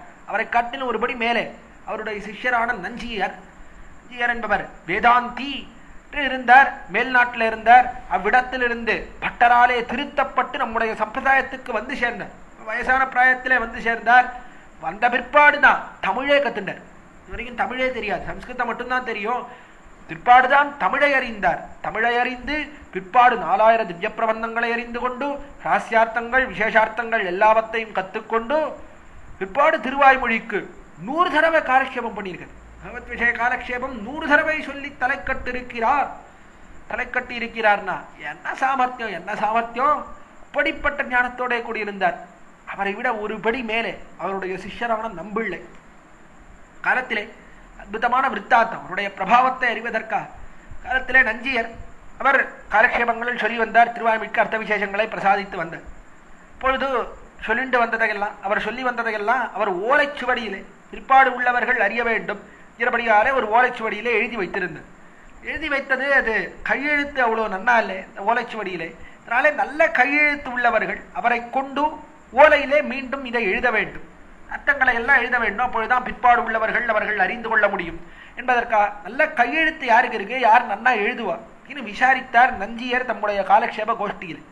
அப்பொழுது சில பேர் தெரிவித்தார்கள், இருக்கார் நம்பூர் வரதாச்சாரியர்னு இருக்கிறார், நல்ல கையெழுத்து, நல்லா அற்புதமா எழுதக்கூடிய சாமர்த்தியம் உண்டு, அவர் இடத்துல கொடுத்தா எழுதி கொண்டு வந்து கொடுத்துடுவார் அப்படின்னு சொன்னார். அவ்விடத்துல இந்த காலக்ஷேப கோஷ்டியில இருந்தவர்கள் இப்ப பார்த்தார். சரி அப்படின்ட்டு இந்த ஓலைச்சுவடியை நம்பூர் வரதாச்சாரியர் இடத்துல கொடுத்தார். எழுதிட்டு வாரும், நல்லா ஓலையிலே நல்லா அழகான கையெழுத்தோட எழுதிட்டு வாரும் அப்படின்னு சொல்லி அனுப்பிடும். வந்தார், நேரா வந்தார். நம்பூர்ன்றது திருவரங்கத்திலிருந்து காவேரிக்கு அந்த பக்கம் இருக்கு. காவேரியை தாண்டி நம்பூருக்கு செல்ல வேண்டும். நடுவில் காவேரி பெருசா பிரவகித்து ஓடுகிறது, வெள்ளம் பெருக்கெடுத்து ஓடுறது. பார்த்தார் நம்பூர் வரதாச்சாரியர் பார்த்தார், சரி காவேரி எப்படி கடக்கிறது, நீச்சல் அடிச்சு போயிடலாம், நீந்தி சென்று விடலாம், நீச்சல் தெரியும், அல்ல நீந்தி காவேரியை கடக்கலாம் நினைத்தார். ஓலை என்ன பண்றது, ரெண்டு கையால நீந்தனுமே, ஓலை என்ன பண்றதுன்னு பார்த்தார். தம்முடைய உத்தரியத்தை எடுத்தார். உத்தரியத்தை எடுத்து தலையோட சேர்த்து நன்னா கட்டிவிட்டார். ஓலையை தலையில வச்சுட்டார், தலையோட சேர்த்து நன்னா கட்டி கொண்டார். தம்முடைய உத்திரியத்தை வைத்து மேல் வஸ்திரத்தை வைத்து கட்டிண்டு அவ்விடத்துல நீச்சல் அடிச்சு போக தொடங்கினார். நதியிலே, ஆறிலே, காவேரியிலே நீந்தி போக தொடங்கினார். நடுவில் போயிட்டு இருந்தார். போயிட்டு இருக்கக்கூடிய காலத்துல திடீர்னு ஒரு அலை வந்தது, வேகமா அடித்தது, இவர் தலை மேல அடித்தது. அடித்த காலத்துல அந்த ஏடு என்ன, இவருடைய உத்திரியம் என்ன, எல்லாத்தோடையும் போயிடுது. ஏடு அவர் எழுதி கொடுத்த ஏடுகள் எல்லாம், ஏன் விடத்திலே ஓலைச்சுவடிகள் எல்லாம் ஆட்டோடு அடிச்சுன்னு போயிடுது காவேரியில. எங்க போய் தேடுறது, காவேரி பெருக்கெடுத்து ஓடுகிறது, எங்க போய் இந்த ஓலைச்சுவடிகள்லாம் எடுக்கிறது, ஒன்றும் எடுக்க முடியல. அக்கரைக்கு போய் சேர்ந்தார், நம்பூருக்கு போய் சேர்ந்தார். ரொம்ப வருத்தப்பட்டார் அவ்விடத்திலே நம்பூர் வரதாச்சாரி. பிற்பாடு அவருக்குத்தான் நம்பிள்ளைன்னு திருநாம். வருத்தப்பட்டார், ஓ இப்படி ஆயிடுத்தே, ஆச்சாரியன் கொடுத்தாரே ஓலைச்சுவடிகள் எல்லாம் கொடுத்தாரே, இப்ப என்ன பண்றது. அவரிடத்திலே சென்று, எப்படி நீரை எழுதி வைத்ததெல்லாம் காவேரியில் அடிச்சுன்னு போயிடுதுன்னு எப்படி சொல்றது. அவர் எவ்வளவு கஷ்டப்பட்டு எழுதியிருப்பார். ஓலைச்சுவடியில எழுதுறதெல்லாம் சாதாரணமா, எழுத்தாணியை பிடித்து கையிலே ரத்தம் வடிய வடிய எழுதணும், இவ்வளவு கஷ்டம். அதனால சாதாரண காரியமா, அதனால என்ன பண்றது, இப்பொழுது எல்லாம் அடிச்சுன்னு போயிடுது, என்ன பண்றதுன்னு ரொம்ப வருத்தம் தோட வந்தார். நம்முடைய கிரகத்திலே வந்து அமர்ந்தார். அமர்ந்து அப்படி யோசித்தார். நம்பிள்ளை, அதாவது நஞ்சியர், அவருடைய திருவடித்தாமர்களையே தம்முடைய சிந்தத்தாலே தியானித்துக் கொண்டோ எழுத தொடங்கினார். கேட்டிருக்கார் நஞ்சியர் இடத்துல காலக்ஷேபத்தை ஒரு நாள் தவறாமல் எல்லா நாளும் நித்தியம் அவ்விடத்திலே காலக்ஷேபத்துக்கு சென்று அர்த்த விசேஷங்களை எல்லாம் கேட்டிருக்கார் நம்பிள்.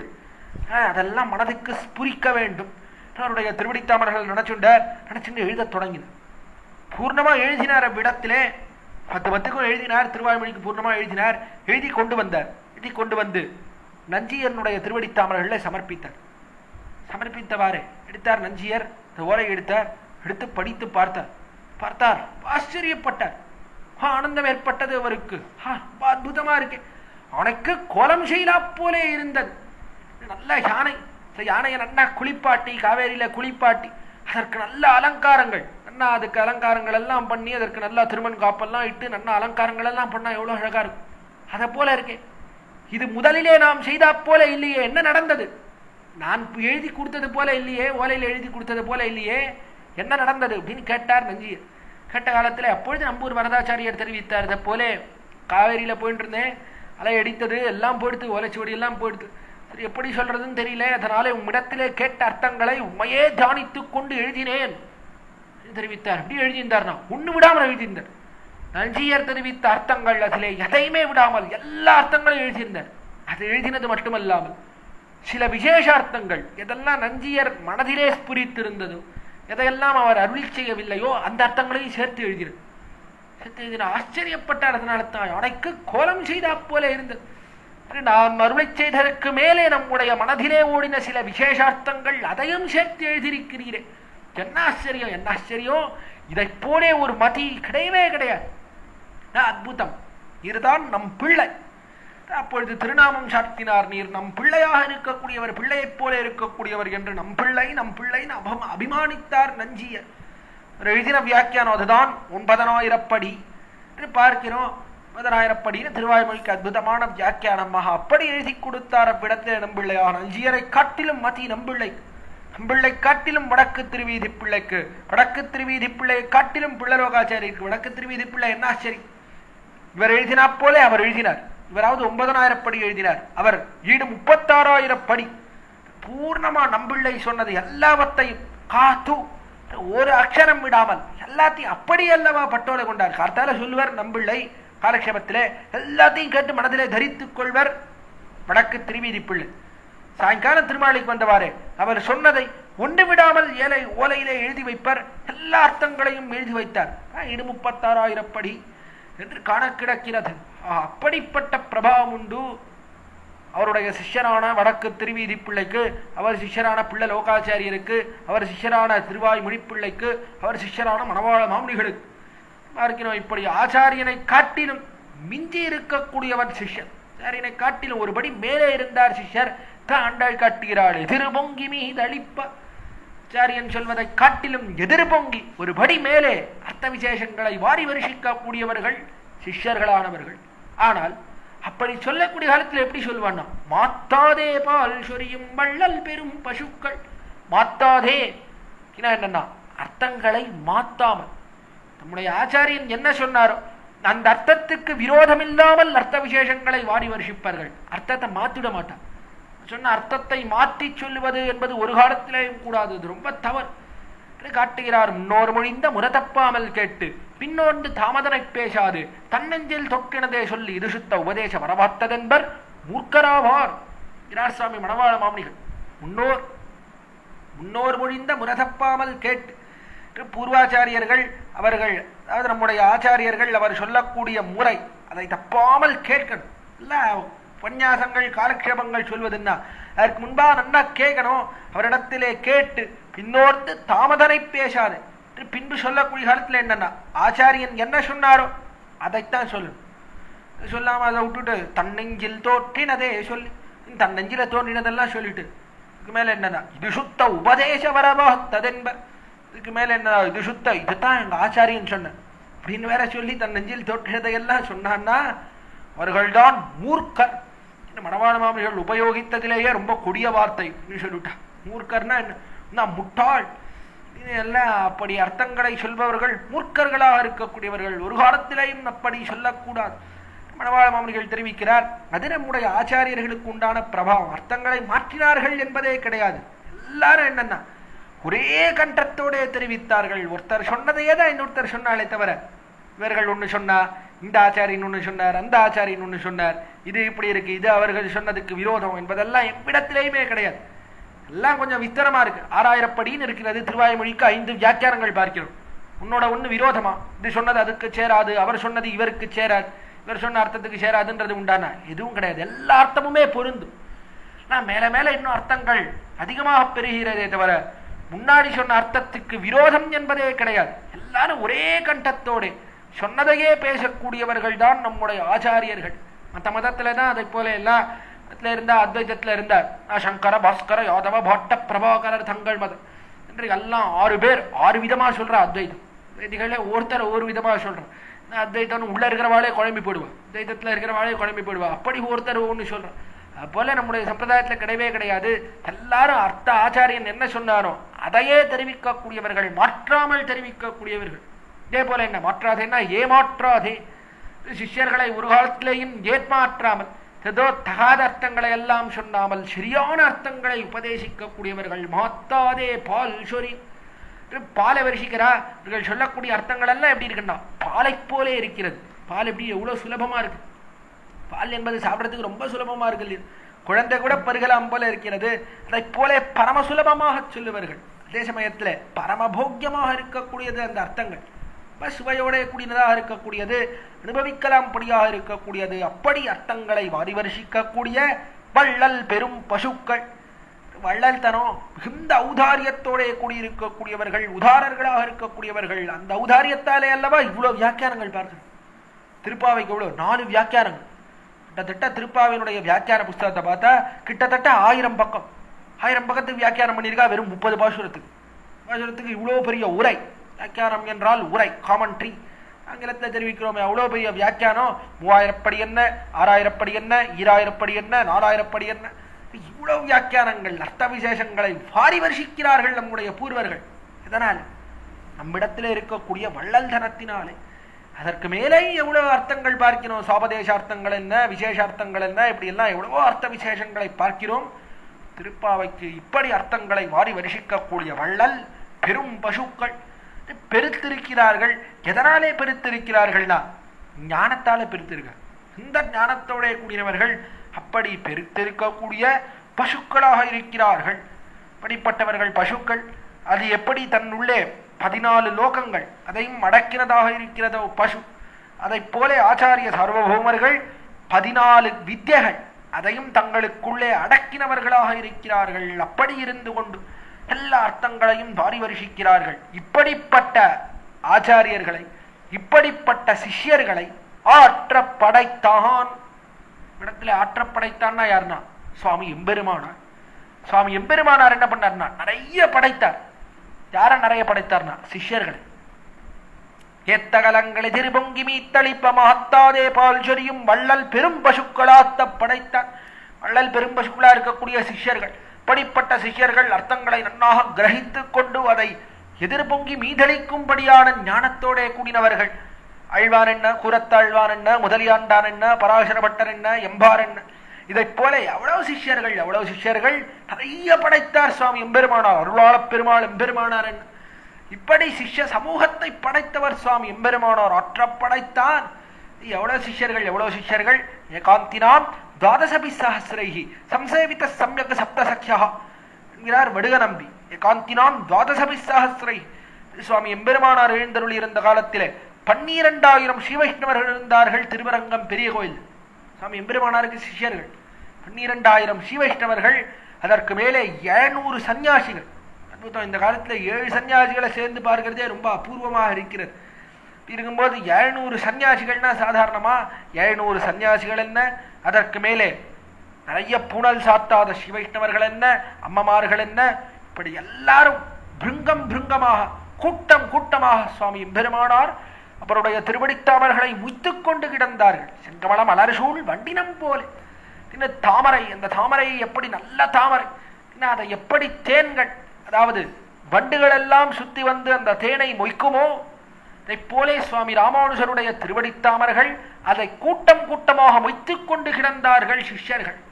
சிஷ்யர்கள் இருந்தார்கள் சுவாமி எம்பெருமானாருக்கு என்று பார்க்கிறோம். அப்படிப்பட்ட சிஷ்ய சமூகத்தோடே கூடினவர், சிஷ்யர்களை நிறைய படைத்தவர் யார்?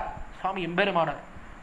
அவருடைய மகனே, எம்பெருமானாரினுடைய மகனே என்று அழைக்கிறாள் ஆண்டாள். எம்பெருமானை பார்த்து அழைக்கிறாள். கண்ணனை பார்த்து அழைக்கிறார். கண்ணன் என்ன எம்பெருமானார் மகனா? எம்பெருமானாருக்கு பிள்ளையா? ஆம், பிள்ளைதான். எப்படி? அற்புதமான விற்த்தாந்தம். காலத்திலே சுவாமி எம்பெருமானார் ஒரு திருவரங்கத்தில் எழுந்தருள் இருந்தார். திருவரங்கத்தில் எழுந்தருள் இருந்த காலத்திலே திருவரங்கத்தில் கிருமிகண்ட சோழராஜா இருந்தான். இந்த சோழராஜா நிறைய இம்சைகளை கொடுத்து வந்தான். இம்சைகளை கொடுத்து வந்தபடியாலே சுவாமி எம்பெருமானாராலே திருவரங்கத்தில் இருக்க முடியல. அதனால பார்த்தார், சரி சிறிது காலம் வெளியிலே இருந்து வரலாம். இடத்திலிருந்து புறப்பட்டார். புறப்பட்டு மேல் நாட்டுக்கு எழுந்தருளினார். மேல் நாட்டுக்கு எழுந்தருளின காலத்தில் மேலக்கோட்டை, அதற்கு சமீபத்திலே எழுந்தருளி இருந்தார் சுவாமி எம்பெருமானார். மேல்கோட்டை திருநாராயணபுரம் பொழுது அதற்கு சமீபத்தில் எழுந்தருளி இருந்த காலத்திலே பொழுது சுவாமி எம்பெருமானார் அவருக்கு திருமண் காப்பு அது தீர்ந்து போய்விட்டது, முடிந்து விட்டது. காப்பு இருந்ததெல்லாம் ஆய் போயிடுது. திருமண் காப்பு முடிந்து விட்டதே, தீர்ந்து விட்டதே. எப்படி திருமண் காப்பு இட்டுக்கிறதுன்னு தெரியலையே. ரொம்ப வருத்தத்தோட இருந்தார் சுவாமி எம்பெருமானார். அனுஷ்டானங்களை எப்படி செய்வது என்று தெரியவில்லையேன்னு மிகுந்த வருத்தத்தோட சுவாமி எம்பெருமானார் ராத்திரி சயனித்துக் கொண்டிருந்தார். அப்பொழுது எம்பெருமான் சொப்னத்திலே தோன்றினான். சுவாமி எம்பெருமானாரினுடைய சொப்னத்தில் தோன்றி திருநாராயணன் தோன்றி சுவாமி எம்பெருமானாருக்கு தெரிவித்தார், ஓய் பெருமானாரே, நீர் இருக்கிற இடத்துக்கு கொஞ்சம் சமீபத்திலே கல்யாணி என்று ஒரு குளம் இருக்கிறது. இந்த குளத்துக்கு பக்கத்திலே நிறைய திருமண் காப்பு இருக்கிறது. நிறைய திருமண் இருக்கு. நீர் அவ்விடத்திலே போனீர்னா திருமணம் எடுத்துக்கொள்ளலாம். அந்த குளத்துக்கு இன்னொரு பக்கத்துல ஒரு பெரிய புத்து இருக்கிறது. அந்த புத்துக்குள்ளே நாம் எழுந்தருளி இருக்கிறோம். நம்மை வெளியிலே எழுந்தருள பண்ணும் சொன்னா எம்பெருமான். சொல்லிட்டு மறைஞ்சு விட்டான். பார்த்தார் சுவாமி எம்பெருமானார். அடுத்த நாள் அதிகாலை எழுந்திருந்து நேரா போனார். திருமண் இருக்கக்கூடிய இடத்தை தேடிக்கொண்டு சென்றார். திருமண் காப்பை எல்லாம் கண்டுபிடித்தார். அந்த திருமண் காப்பை எல்லாம் சாத்தி கொண்டார் சுவாமி எம்பெருமானார். சாத்தி கொண்டோ எம்பெருமான் எங்கேயோ பக்கத்துல இருக்கான்னு சொன்னாரு நினைத்தார். அவ்விடத்துல இருந்த ராஜா அவனுடைய சகாயத்தை கொண்டார். திருநாராயணபுரத்துக்கு பக்கத்துல இருந்த ராஜா அவனுடைய சகாயத்தை கொண்டு இந்த புத்தை தேடிக்கொண்டு சென்றார் சுவாமி எம்பெருமானார். அவ்விடத்துல இருந்தது பெரிய புத்து இருந்தது. பார்த்தார் சுவாமி எம்பெருமானார். தம்முடைய ரெண்டு கையிலேயும் பவித்திரத்தை அணிந்து கொண்டார். பவித்திரத்தை சாத்துண்டார், 2 கையிலையும் பவித்திரம் போட்டுண்டார். பவித்திரத்தை போட்டுக்கொண்டு அந்த புத்தை கரைக்க தொடங்கினார். 2 கையிலையும் புத்த 2 கையால கரைக்கணும்ன்றதுனால 2 கையிலையும் பவித்திரம் அணிஞ்சுண்டார். கரைத்தார் புத்தை. கரைத்த காலத்திலே விடத்திலே அற்புதமாக சேவை சாதித்தான் திருநாராயணன். இதெல்லாம் சேவிக்கிறோமே திருநாராயணபுரத்திலே, மூலவர் சேவிக்கிறோமே திருநாராயணன், அவன் விடத்திலே சேவை சாதித்தான் அற்புதமாக. ஆச்சரியப்பட்டார். என்ன எம்பெருமான், என்ன எம்பெருமான், என்ன அழகு, என்ன அழகு! கல் கண்டேன் நாரணனை கண்டேன், கனவில் மிக கண்டேன், மிண்டமன மையே மிக கண்டேன் என்று சுவாமி எம்பெருமானார் விடத்திலே கொண்டாடினார். பகல் கண்டேன், பகலை பார்த்தேன், நாரணனை கண்டேன், என்ன தேஜஸ், என்ன தேஜஸ்! அந்த எம்பெருமானை எழுந்தருள பண்ணினார். எழுந்தருள பண்ணி ராஜாவினுடைய சகாயத்தை கொண்டு காட்டையெல்லாம் திருத்தினார். திருநாராயணபுரத்தில் சுத்தி வளர்ந்திருந்த காட்டையெல்லாம் திருத்தினார். திருத்தி திருநாராயணனை கொண்டு போய் அவ்விடத்திலே இருந்த கோயில் கொண்டு போனார். கோயிலில் எழுந்தருள பண்ணி கொண்டு சென்று திருநாராயணனை அவ்விடத்திலே பிரதிஷ்டை செய்தார். இன்றளவும் சேவிக்கிறோம். அற்புதமா திருநாராயணனுடைய பிரதிஷ்ட உற்சவம், புத்து கரைத்தல் உற்சவம் என்று குரு புஷ்யம் தை மாசத்திலே புஷ்ய நட்சத்திரத்திலே திருநாராயணபுரத்திலே நடக்கக்கூடிய அற்புதமான உற்சவம்.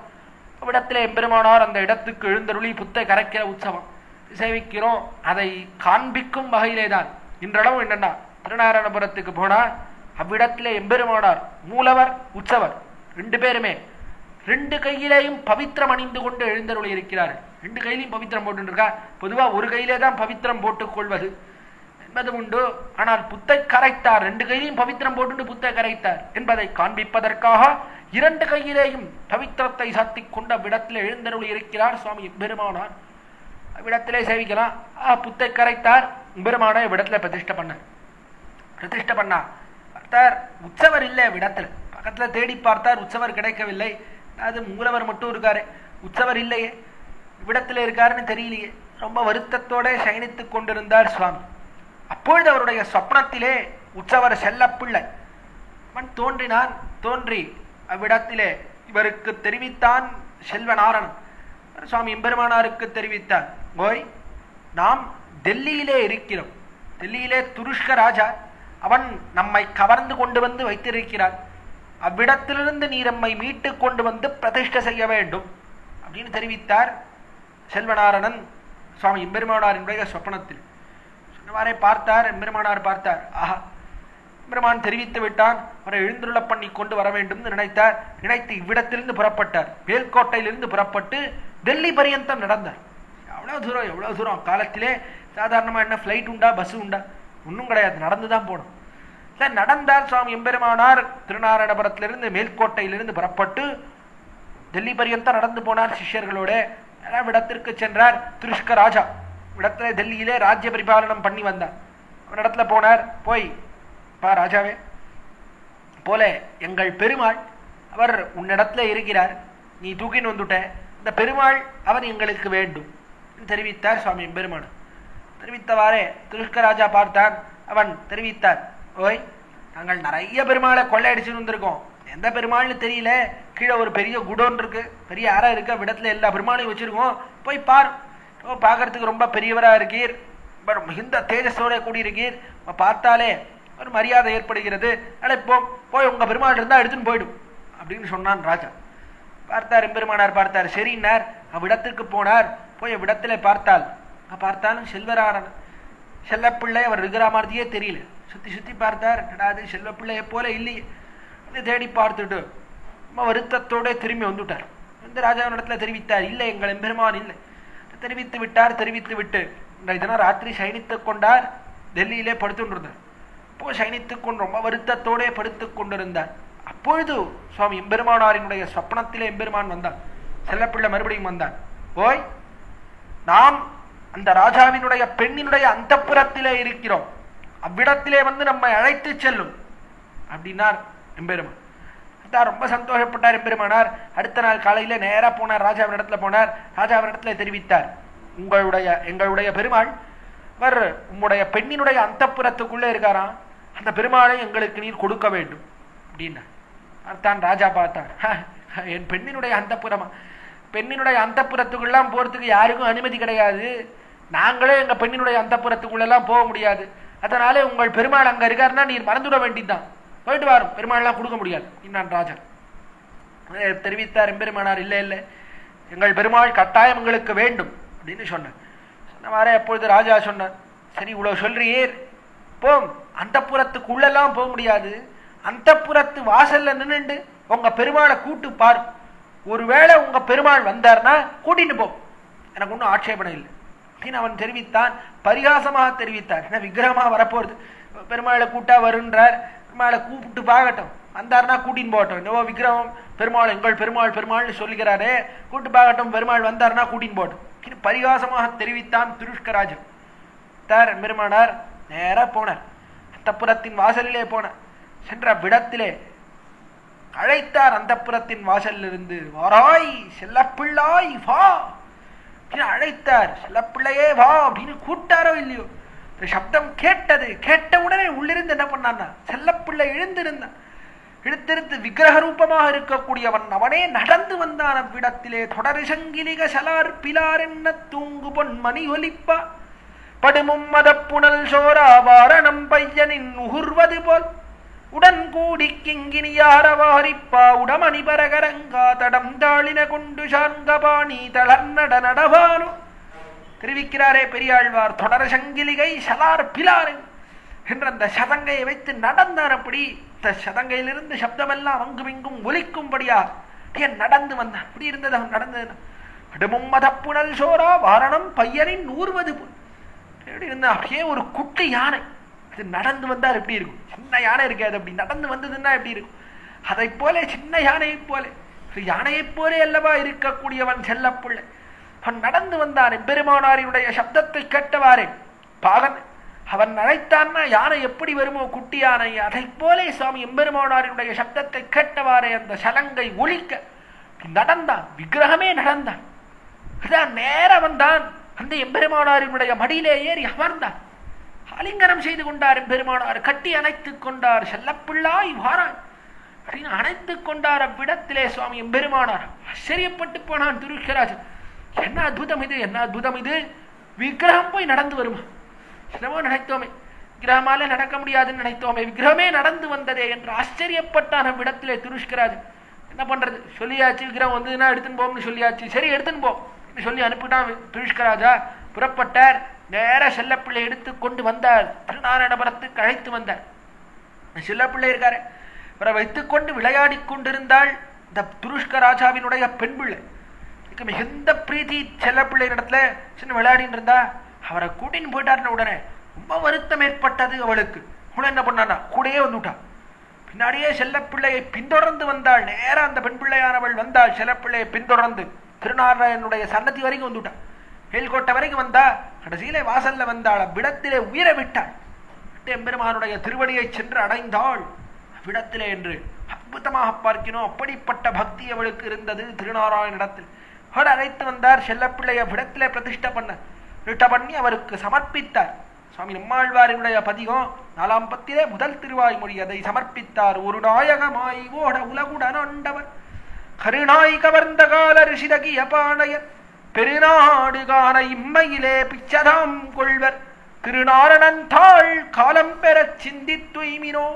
அற்புதமான பதிகம் 4ஆம் பத்திலே முதல் திருவாய்மொழி. அதையே சமர்ப்பித்தார்.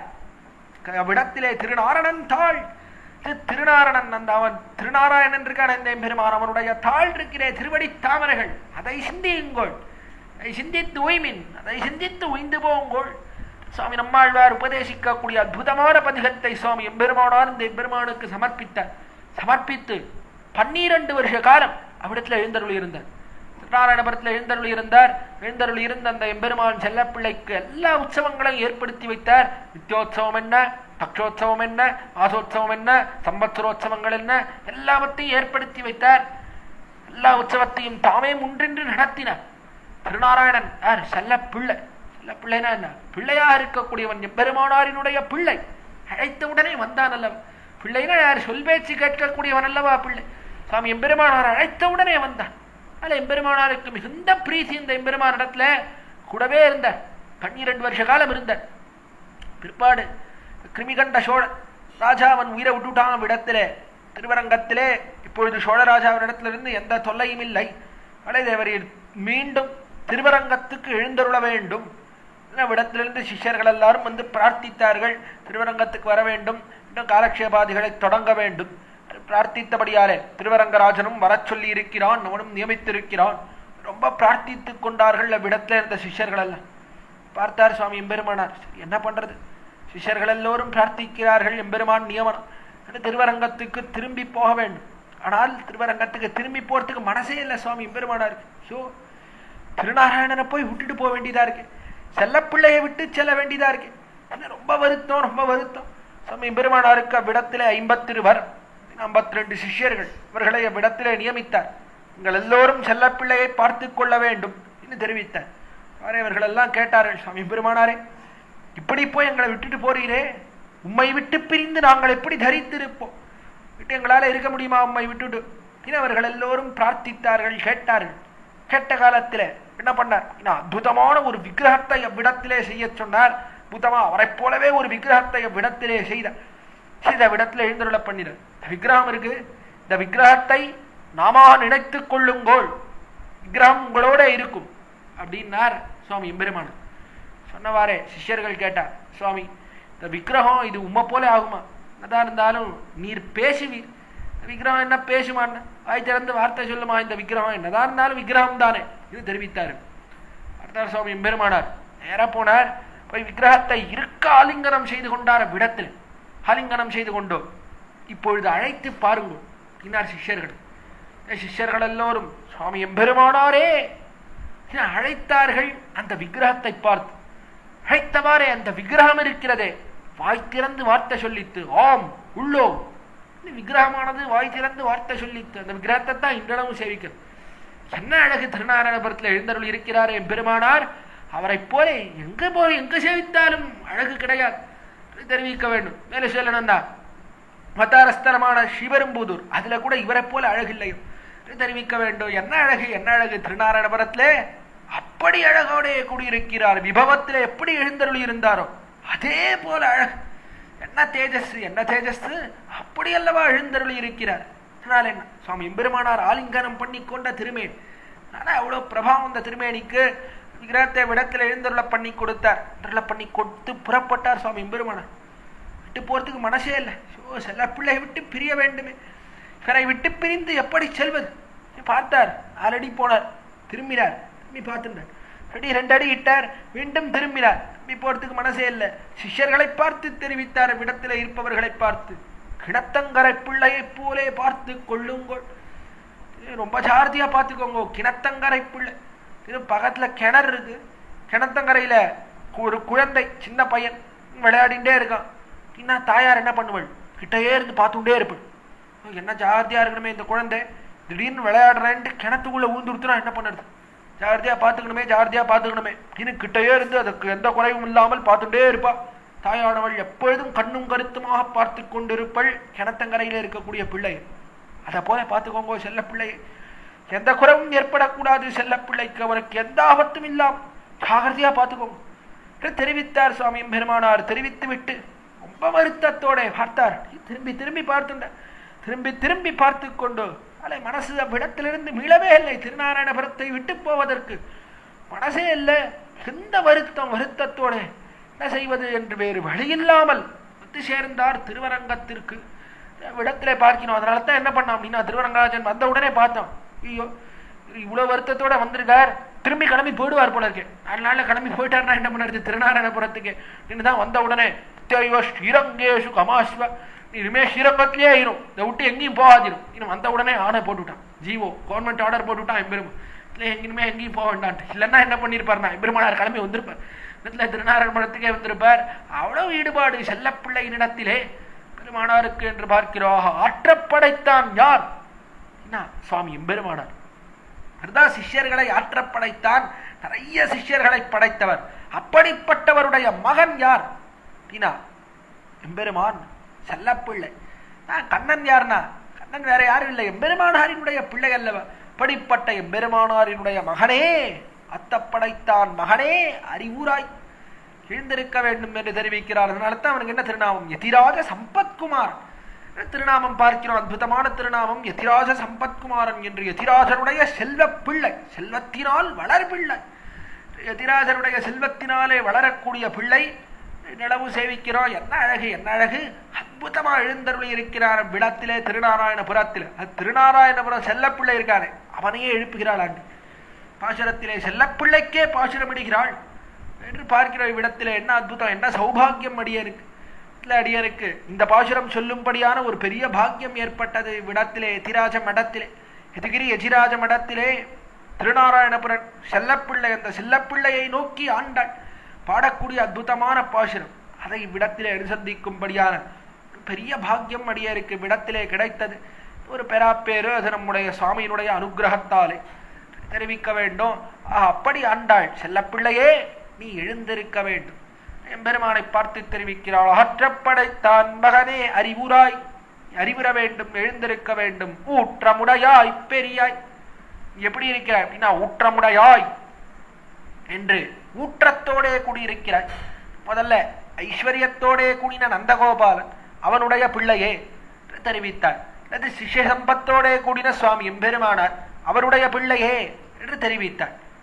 இதற்கு மேலே என்ன பண்றான்னா இவனுக்கே இருக்கக்கூடிய சில குணங்கள் அதை இட்டு ஆண்டாள் கொண்டாடுகிறாள். என்ன குணம் என்ன குணம் கொண்டாடுகிறாள். என்ன குணங்கள் அது அப்படின்னா ஊத்தமுடையாய், ஊற்றமுடையாய் நல்ல ஊற்றத்தோடே கூடியிருக்கக்கூடியவன்.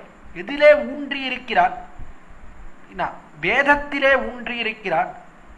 வேதத்தாலே அறியப்படுபவனாக இருக்கிறான். வேதைக்க சமதிகம்யன், வேதத்தாலேயே அறியப்படுபவனாக இருக்கிறான்.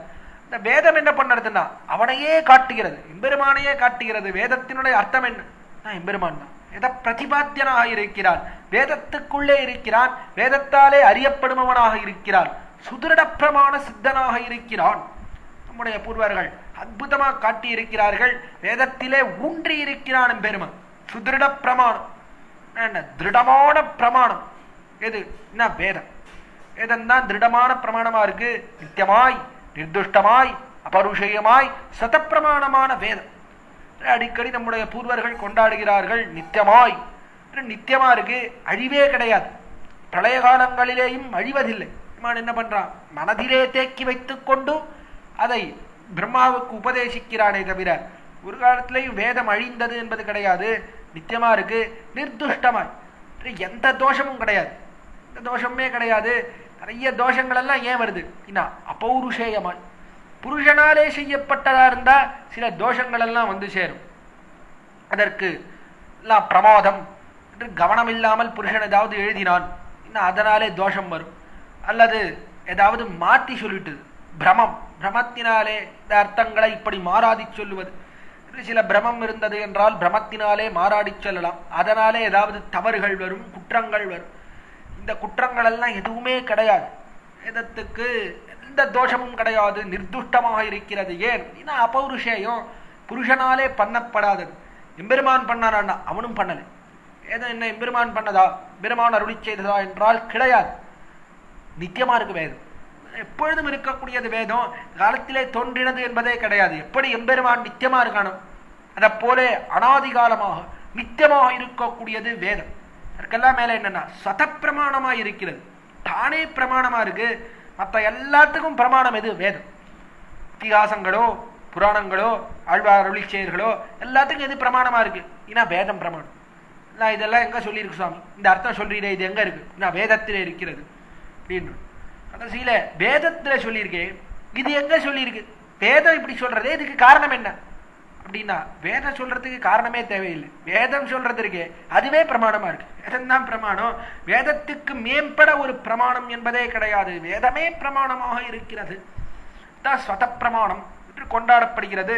அப்படிப்பட்ட வேதத்தாலே அறியப்படுபவன் யார், எம்பெருமான் தான் அறியப்படுறான். வேதத்தாலே காட்டப்படுபவன் நமனாக அல்லவா இருக்கிறான். ஊற்றமுடைய வேதத்திலே ஊன்றி இருக்கிறான்.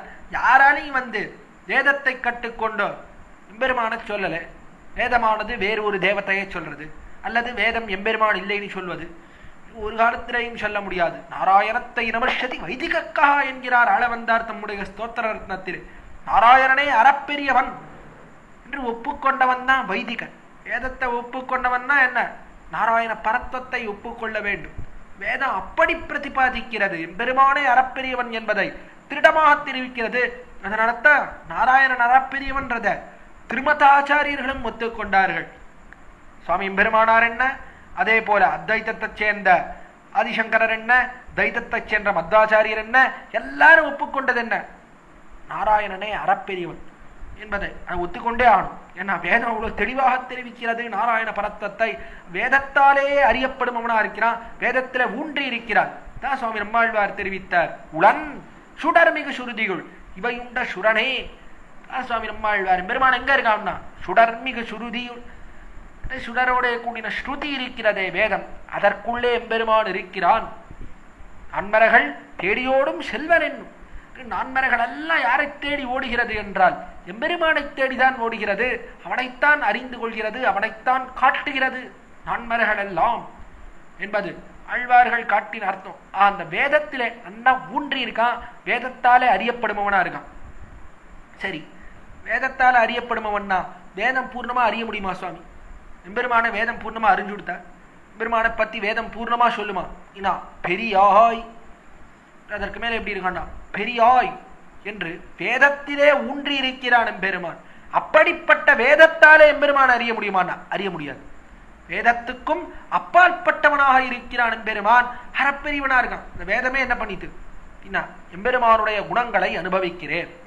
அவனுடைய ஒரு குணம் ஆனந்த குணம். ஆனந்த குணம் எம்பெருமானுடைய ஆனந்தம் என்பது அது எப்படிப்பட்டது என்பதை அனுபவிக்கிறேன்னு ஆரம்பிச்சது வேதம். என்ன ஆனந்தம்னா என்ன அப்படின்னா மனிதனுடைய ஆனந்தம், அதை எடுத்துக்கொள்வது. மனுஷானந்தம் அதை விவரித்தது வேதமானது. கண்ணு கட்டின தூரம் வரைக்கும் எல்லா இடமும் இவனுடையதா இருக்கணும், மனுஷனுடையதா இருக்கணும், கழுத்தளவு ஐஸ்வர்யம் நிறைந்திருக்கணும், வியாதி எதுவும் இருக்கக்கூடாது, அதெல்லாம் மனுஷானந்தம். சமமா கதம் கபம் வாதம் பித்தம் இதெல்லாம் சமையா இருக்கணும், சமமா இருக்கணும். இதோட கூடியிருக்கக்கூடியவன் தான் ஆனந்தத்தோடே கூடினவன். இப்படிப்பட்ட மனுஷானந்தம் இதை 100ஆக பெருக்க வேண்டும். 100ஆக பெருக்கினால் தேவதைகளுடைய ஆனந்தம் வரும். தேவதைகளுடைய ஆனந்தம் அதை 100ஆக பெருக்கினால் தேவகந்தர்வ ஆனந்தம், இதை 100ஆக பெருக்கினால் அவ்விடத்திலே கந்தர்வர்களுடைய ஆனந்தம். இப்படி சொல்லிட்டே போச்சு வேதம். 100ஆல பெருக்கணும் 100ஆல பெருக்கணும்னு சொல்லிட்டே போச்சு. கடைசியில சொல்லித்து இதை 100ஆக பெருக்கினால் பிரம்மாவினுடைய ஆனந்தம் வரும். 14 லோகத்துக்கும் தலைவரான பிரம்மா அவருடைய ஆனந்தம் வரும். அதை 100ஆக பெருக்கினால் எம்பெருமானுடைய ஆனந்தமா அப்படின்னா கிடையாது. என்ன பண்ணணும்னா இந்த பிரம்மாவினுடைய ஆனந்தம் இருக்கே அதை மறுபடியும் மனுஷானந்தத்தினுடைய ஸ்தானத்திலே வைத்துக் கொள்வது சொல்லிட்டு வேதம். பிரம்மாவினுடைய ஆனந்தத்தை தூக்கி மனுஷானந்த ஸ்தானத்துல வச்சுக்கோங்க, வச்சுட்டு மறுபடியும் பெருக்கின்றே போங்க. பிரம்மாவினுடைய ஆனந்தம் அதை மறுபடியும் 100ஆல பெருக்கிறது. பெருக்கினா தேவர்களுடைய ஆனந்தம் போல வரும் ஒரு ஆனந்தம். அதை 100ஆக பெருக்குவது தேவகந்தர்வானந்தம், மறுபடியும் கந்தர்வானந்தம், இப்படி பெருகின்றே போடுது. பெருகின்றே போனா மறுபடியும் 2வது தடவை பிரம்மாவினுடைய ஆனந்தம் வரும். அதை 100ஆக பெருக்கினால் எம்பெருமானுடைய ஆனந்தமா அப்படின்னா கிடையாது. அதை மறுபடியும் மனுஷ ஆனந்த ஸ்தானத்திலே வச்சுக்கிறது. இப்படி போயிட்டு போயிட்டு மேலே போயிட்டு போயிட்டு வந்துட்டே இருந்தது. ஒன்னும் பண்ண முடியல. கடைசியில் என்ன பண்ணிட்டு யதோவாசோ நிவர்த்தந்தே அப்ராப்ய மனசா சஹா ஆனந்தம் பிரம்மணோ வித்வான் சொல்லி முடிச்சுடுத்து வேதம். யதோவாசோ நிவர்த்தந்தே என்று இது வாக்குக்கு அப்பாற்பட்டதாக இருக்கக்கூடாது. அப்ராப்ய மனசாச என்று மனதுக்கு அப்பாற்பட்டது எம்பெருமானுடைய குணம் இருக்கே அதை அறிய முடியாது. கடைசியில சொல்லி முடிச்சுடுது. எம்பெருமானுடைய ஆனந்த குணம் ஒரு குணம், அதையே எவ்வளவு என்று அறிய முடியவில்லை. ஆனந்தம் பிரம்மணோ வித்வான் என்றவனுடைய ஆனந்த குணத்தை அறிய முடியவில்லைன்னு தெரிவித்து விட்டது கடைசியில. அதையெல்லாம் வேதத்தாலே அறியப்படுமோனா இருக்கான் எம்பெருமான். அப்படிப்பட்ட வேதத்தாலே எம்பெருமானை பூர்ணமா அறிய முடியுமாண்ணா புரியுமா? முடியாது. அன்மரகள் தேடியெங்கும் காணமாட்டா செல்வனின் தெரிவிக்கிறார் திருமங்கை ஆழ்வார். நான்மரகள் தேடியெங்கும் காணமாட்டான். நான்மரகள் தேடிண்டே இருக்கு. பெருமான அறிய முடியுமா அறிய முடியுமான்னு தேடிண்டே இருக்கு. அறிய முடியறதா? அதனால தான் என்னன்னா திவதேசங்கள்ல என்ன பார்க்கிறோம், வேதமானது எப்பொழுதுமே பின்னாடி எம்பெருமானுக்கு பின்னாடி வேதகோஷ்டி என்று பார்க்கிறோம். வேதகோஷ்டி பின்னாடி வந்துட்டு இருக்கு. ஏன் இன்னும் வேதம் தேடிண்டே இருக்கு. எம்பெருமான் பெருமான அறிஞ்சுடலாமோ அறிஞ்சிடலாமோ இன்னும் தேடிண்டே இருக்கு. என்ன அற்புதம்னா வேதமே சொல்லித்து யஸ்யாமதம் தஸ்ய மதம் மதம் யஸ்ய நவேதசா. யஸ்யாமதம் எம்பெருமானை அறிவது என்பது எப்படி என்றால் எம்பெருமானை யார் அறிகிறேன் என்று நினைக்கிறானோ அவன் எம்பெருமானை அறிவதில்லை. எம்பெருமானை அறிஞ்சு முடிச்சு விடுறான், பூர்ணமா அவனை அறிகிறேன் என்று தொடங்கக்கூடியவன் அவன் எம்பெருமானை பத்தி அறிவதே இல்லை. எவன் எம்பெருமானை அறிய முடியாது என்று அறிகிறானோ அவன் தான் எம்பெருமானை பூர்ணமாக அறிகிறான். எம்பெருமானை எப்படி அறிய முடியும், எப்படி எம்பெருமானை தெரிந்து கொள்ளலாம்? அவனை பத்தி அறியவே முடியாது அப்படின்னு அறியறது இருக்கே அதுதான் எம்பெருமானை பத்தி அறிஞ்சுக்கிறது. அப்படித்தான் அறிந்தார்கள் ஆழ்வார்கள். ஆழ்வார்கள் என்ன பண்ணிவிட்டார்னா, எம்பெருமானை பத்தி அறியவே முடியாதுன்னா உயர் வர உயர்னால் அமுடையவன் சொல்லிவிட்டார். இவ்வளவுதான் ஆழ்வார். அவருடைய குணங்கள் இருக்கே, எல்லா நலத்தோடையும் கூடினவன், குணங்களோடே கூடினவன் அப்படின்னு விட்டார். எந்த குணம்னு ஆழ்வார் ஆராய போனாரண்ணா, இந்த குணம் எப்படிப்பட்டது, இது எவ்வளவு இருக்கு, ஒரு காலத்திலையும் ஆராய்ந்து முடிக்கவே முடியாதுன்னா. அறப்பெரியவன் அவன் எப்படிப்பட்டவன்றது அவனுக்கே தெரியாது. தனக்கும் தன் தன்மை அறிவறியான். அதனாலேயும் அவனும் எப்படி அறிய வேண்டும் தான், அவன் தன்னை அறிய வேண்டும் தான். என்னை அறிய முடியாது என்றுதான் எம்பெருமானாலேயே அறிய முடியும். சர்வஜனான அவனாலேயும் இவ்வளவு என்று அறிய முடியாது. ஏன்னா இதை அறியவே முடியாது. எப்படிப்பட்ட வஸ்து எம்பெருமான், இவ்வளவு என்று அறிய முடியாது. அறிய முடியாது எம்பெருமானை பத்தி பூர்ணமா அறிந்து கொண்டு முடிக்க முடியாது என்பதை அறியலாம். அப்படி அறிஞ்சுவிட்டா ஆழ்வார்கள். அதனால தான் ஆழ்வார்கள் முன்னாடி போயிட்டு இருக்கான். வேதம் என்ன பண்ணித்துன்னா, இல்ல இல்ல அவனை இவ்வளவு என்று அளவுபடுத்தி அறிந்து விடலாம், ஒரு குணம் இவ்வளவு என்று அளக்கிறேன் அப்படின்னு தொடங்கிது. ஒன்றும் முடியல, இன்னும் தேடிண்டே இருக்கு, தேடி வந்துட்டே இருக்கு. அவனை அறிய முடியவில்லை வேதத்தாலே. இப்படி பெரியவனாக இருக்கிறான் எம்பெருமான், வேதத்தாலே அறியப்படுபவனா இருக்கான். அப்படிப்பட்ட வேதத்தாலே எம்பெருமானை அறிந்து முடிக்க முடியுமானா பூர்ணமா? ஒரு காலத்திலேயும் முடியாது. அந்த வேதத்துக்கும் அப்பாற்பட்டவனாக இருக்கிறான், பெரியவனாக இருக்கிறான், பெரியாய். அப்படிப்பட்ட எம்பெருமான் என்ன பண்ணான்னா, உலகினில் தோற்றமாய் நின்னா. இந்த வேதத்தாலே சொல்லப்பட்ட குணங்கள், அந்த குணங்கள் எல்லாம் லோகத்திலே பிரகாசிக்கும்படியாக இந்த லோகத்திலே வந்து அவதாரங்கள் பண்ணினான்.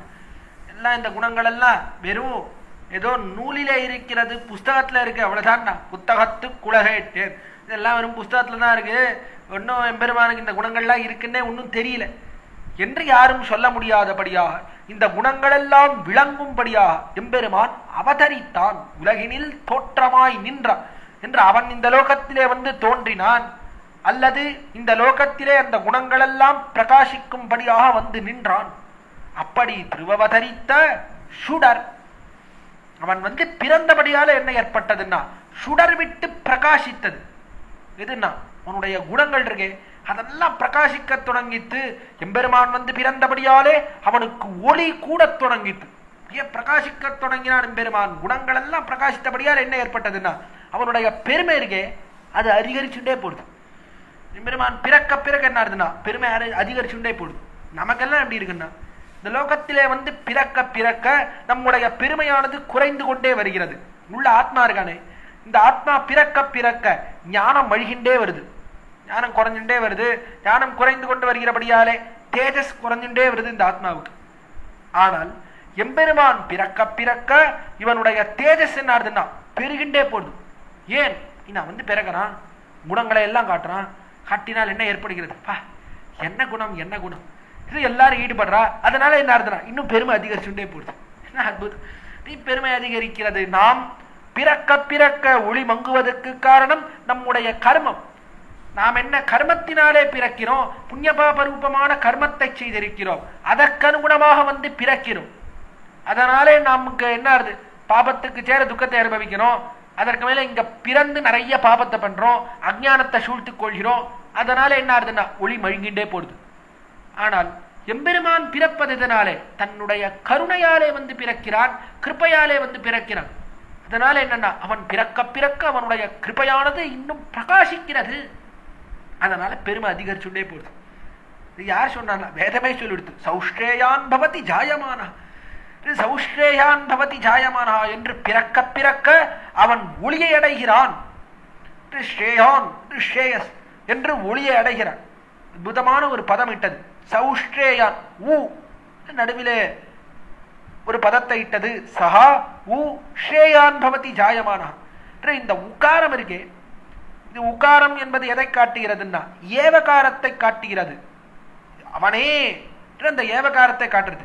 இந்த உக்காரத்தை என்ன பண்ணணும் அப்படின்னா அற்புதமா நம்முடைய பூர்வர்கள் வியாக்கியானம் செய்து காட்டினார்கள்.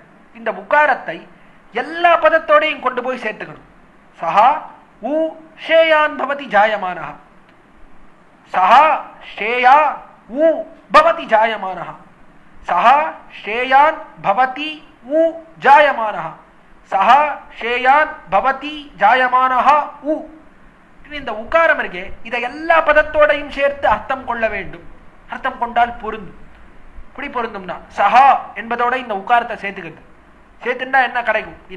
அவனே பிறந்து பெருமையை அடைகிறான். அவனே பிறந்து தேஜஸை அடைகிறான். என்ன அர்த்தம்? அவன் ஒருத்தனே பிறந்து தேஜஸை அடைகிறான். மற்ற எல்லாருக்கும் என்னன்னா பிறந்தால் அவர்களுக்கு குறைதான் வந்து சேருது. எல்லாருக்கும் பிறக்க பிறக்க தோஷம் அதிகமாயிட்டே போடுது. எந்த தேவதைகளா வேணா இருக்கட்டும், எல்லாரும் பிறக்க பிறக்க ஒளி மழுங்குகிறது. அவனுக்கு மட்டுமே பிறக்க பிறக்க ஒளி கூடிண்டே போடுது. இந்த சம்சாரத்திலே அவனுடைய பெருமை வந்து பிறக்க பிறக்க பெருமை அடைந்துட்டே போறான். அதே போல அந்த உக்காரம் இருக்கே, அதை கொண்டு போய் ஷேஸோட சேர்த்துக்கிட்டு சேர்த்துட்டா என்ன ஆகும்? அவன் பிறந்து பெருமையையே அடைகிறான், அவன் பிறந்து ஒளியையே அடைகிறான். என்ன அவன் பிறக்கிறபடியாலே அவனுக்கு தோஷம் ஏதாவது உண்டா? இந்த சம்சாரத்துல போய் வந்து பிறகுறானே, எவ்வளவு தாழ்ந்த சம்சாரம் இது, எவ்வளவு தாழ்ந்தது இது. எல்லாரும் நீச்சர்கள் இருக்கக்கூடிய சம்சாரம். தேவதைகளே இந்த லோகத்துக்கு வரத்துக்கு அருவருக்கிறான். இந்த லோகத்துல போய் யாரை கால வைப்பான்? தேவதைகளே இந்த பக்கம் வரவே மாட்டேங்கிறான். அவளுக்கு இந்த பக்கம் வந்தாலே என்னன்னா பறச்சேரி போலே, அவளுக்கு இந்த ஸ்லம் ஏரியா இதெல்லாம் போனா எப்படி போவாளோ அதை போல பெரிய மாஸ்க் எல்லாம் போட்டு மூக்கெல்லாம் மூடிட்டு அப்படிதான் வருவா தேவதைகள். அவளே கால வைக்க மாட்டேங்கிறான். அப்படிப்பட்ட லோகத்திலே எம்பெருமான் வந்து பிறக்கிறான். பிறந்தபடியாலே இந்த லோகத்துல போய் வந்து பிறகுறானே, அதுவும் காலத்துக்கு உட்பட்ட லோகத்துல வந்து பிறகுறானே என்று அவனுக்கு ஏதாவது குறை உண்டானா? கிடையாது. பிறந்து பெருமையையே அடைகிறான். அவன் பெருமையை மட்டுமே அடைகிறான், குறையை அடைவது கிடையாது. சரி, அந்த உக்காரத்தை எடுத்துன்னு போய் பவதி என்பதோட சேர்த்தால் என்ன ஏற்படும் தான்? அவன் பிறந்து பெருமையை அடைந்தே தீருகிறான். அவன் பிறந்து பெருமையை கட்டாயம் அடைகிறான். பிறந்தா ஒரு பிறவியில அவனுக்கு பெருமை கிடைச்சதுன்னா இன்னொரு பிறவியில பெருமையை ஒன்றும் அடையல. இந்த பிறவியில பெருமை அடைஞ்சா அடுத்த பிறவியில ஒன்றும் ஒளி இல்லை, வந்தான் போயிட்டான் அப்படின்றது உண்டானா? ஒரு காலத்திலையும் கிடையாது. கட்டாயம் பிறந்தான்னா கட்டாயம் பெருமை வந்து சேரது. ஏன்னா கிருபையால தானே வந்து பிறக்கிறான். அவன் பிறந்தாலே குணங்கள் வெளிப்படுகிறது. அதனாலே கட்டாயம் அந்த பெருமைகளை அடைந்தே தீருகிறான். இதுக்கு மேல என்ன பண்றதுன்னா இந்த உக்காரத்தை கொண்டு போய் ஜாயமானஹா என்பதோட சேர்த்துண்டா அவன் பிறந்தே பெருமையை அடைகிறான். இந்த லோகத்தில பிறக்கிறபடியாலேயே அவனுக்கு பெருமை வருது. என்ன அற்புதம்! இல்லைன்னா என்ன ஆகும்? பரமத்திலேயே உட்கார்ந்துட்டு இருந்தான்னா இந்த குணங்கள் இருக்கே, இதை யாரிடத்திலையும் காட்டவே முடியாது. குணங்களை காட்டவே முடியாது. இந்த குணங்கள் எல்லாம் என்ன ஆகும்? இருட்டறையில் விளக்கு போலே. எல்லாம் இருட்டறையில வைத்த, அதாவது பகல் விளக்குப்பட்டு இருக்கும். இன்னும் பகல்ல கொண்டு போய் விளக்க வைத்தா போலே ஒன்றும் பிரகாசிக்கவே பிரகாசிக்காது. இடத்துல இந்த நீர்மை குணங்கள் எல்லாம் கொண்டு போய் நித்தியசூரிகளுக்கு என்ன காட்டுறது? எல்லா நித்தியசூரிகள்லாம் ஏற்கனவே ஞானத்தோட இருக்கா, அவளுக்கு என்ன நீர்மை குணங்களை காட்ட முடியும்? ஒன்றும் பண்ண முடியாது. அதனால இந்த குணங்கள் எல்லாம் பிரகாசிக்காது. அதெல்லாம் எங்க பிரகாசிக்கிறதுனா இங்கதான் பிரகாசிக்கிறது. இருட்டறையில் விளக்கு போல என்று இந்த லோகத்திலே தான் குணங்கள் எல்லாம் நல்லா பிரகாசிக்கிறது, இந்த நீர்மை குணங்கள். அதனாலே அவன் பிறந்தே பெருமை அடைகிறான். பெருமை பரமத்துல உட்கார்ந்துட்டு இருந்தான்னா அவனுக்கு பெருமை இருக்கும், அது ஒன்றும் வெளிப்படாதுன்னா.